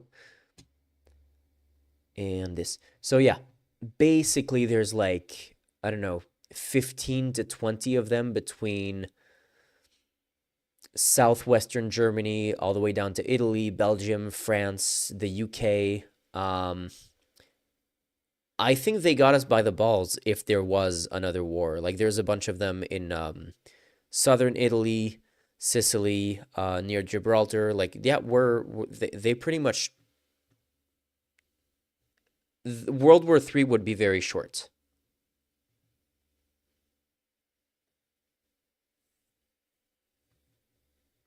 And that's pretty Yeah. scary stuff. Like the only hope is like Trump was considering a little while ago pulling out a bunch of troops from Europe. And at this point I'm like, you know what? Like maybe the fewer US soldiers we have, the better off we are if there starts to be like the early discussions of what if we need to send troops to Greenland to defend it? What if we need to do this or that, you know? Yeah. I mean, this is all a nightmare scenario too, because just the capacity to replace it just doesn't exist. Hey, Cloud Kitty. Yeah, no, it's again like the fact that we slowly let this happen, and now it's like maybe it wasn't such a good idea. Like in the same way that, you know, we're having someone who has $500 billion and we don't really know how to limit that amount of power in a single person. And I hope that kind of like, you know, in the same way that post World War II liberal democracies kind of updated their constitutions to hopefully try to prevent that from happening again. Maybe after all of this is said and done, we're going to be like the concentration of wealth and power needs to be addressed before it happens rather than once it's too late, you know. But we'll see. Yeah. I think that covers most of it. Also it's a good time to start thinking about what you want the reconstruction after all this, it looks like, because we will have one eventually. Yeah, we're gonna have to seriously start to think about how we are. I mean, honestly, this feels like I'm like connecting it to things that are not necessarily like we're talking about like Trump specifically, but like at the end of the day, it's about an entire system that has lasted for the last 70 years, basically, since, you know, the 1950s to today. We need to think of how we are going to completely restructure like liberal democracy to be more resilient to the failures that they had this time, which are slightly different from the failures that they had last time. And a lot of that is also going to be like very strongly rethinking capitalism. It's time, guys. Like people say, capitalism is a system, like, you know, socialism does only works in theory, not in practice. It's like, well, capitalism leads to this. Like this is what capitalism leads to, and it's just not good. I don't even know what to say other than that. Like it's just a lot of this was predictable. A lot of this, there were some of the warning signs a very long time ago that we went, hey, it's never gonna get that bad, and it eventually did. And then would have been the time to do something about it rather than now. Yeah. Yeah. And the best time to do something is now also. That's the unfortunate thing. Like a lot of time was wasted, years and years. That's a problem. Cloud Kitty saying, by the way, I see you're not affiliated. Do you want to be? I wouldn't mind. My Twitch channel is really, really small, so I guess I would need to grow the channel before that happens, but I don't know how that works.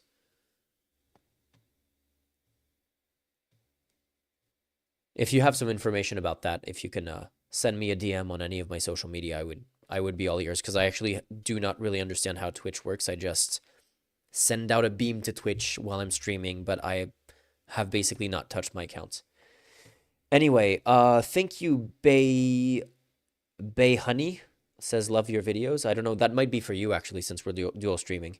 Who knows? Your videos are It's solid, exciting. are very solid, so that wouldn't be surprising if that was the case Oh, too. thank you. Um, But I think I'm gonna have to call it a quits. I'm like yeah, falling asleep here. I was exhausted before the stream started. I think I was very rambly and didn't always make sense during the stream. Um, but it was fun. Rory was fun to have. You were, as usual, you were fun to have. Um, I think we covered everything that we needed to. We're up to date with the executive orders. Any new news that happens or anything that we forgot, we can address in shorts. So I guess we'll touch base at some point in the future and we'll see where we take it from here, yeah? Yeah, sounds like a plan. What's this last question? What would you say is the most hopeful outcome of the upcoming German election? All the SPD pensioners show up in droves, and Greens and Linke overperform, and then the FDP is obliterated and not in the Bundestag, and the CDU takes a big hit, but it doesn't go to the AfD. Like Yeah. that's I guess like the best version of what could possibly happen, but that's probably not going to happen. I hate to say it. I think the what you just described feels very unlikely.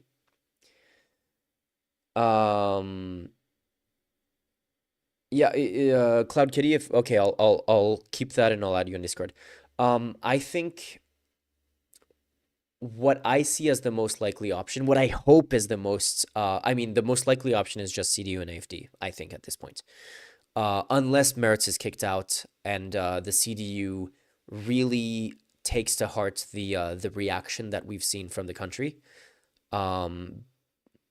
The most hopeful option, I think, and this is not a very hopeful option, is just government dysfunction and like inability to form a government for I don't know how long until like there's more elections and stuff happens that shifts the party until there's until the math makes a coalition possible. But I think like how long was it until Belgium? Yeah, Belgium finally formed a government. 8 months. That's actually less than I thought. I thought Yeah, it was... this was relatively quick this time. Okay, what was the longest that they spent without a government? 441 days or something. Yeah, there you go. That I wouldn't be too surprised if it was something like that. The highest form of democracy is not having a government. Yeah. We'll see. I hope that the CDU will actually stand by their pledge to not form a government with the AfD, and I think not forming a government or just like going from minority government to minority government would be a preferable option to that. So I'm hoping that's going to be the case. If it's not the case, then again, we have to buckle up and we have to accept that things are going to suck and we have to just stand together while it sucks and then be prepared for the reconstruction afterwards is my gonna be that's gonna be my general advice, everyone, every time people ask me about the US or just the current political climate. Is it is gonna suck, so we need to stand together and look forward to reconstruction.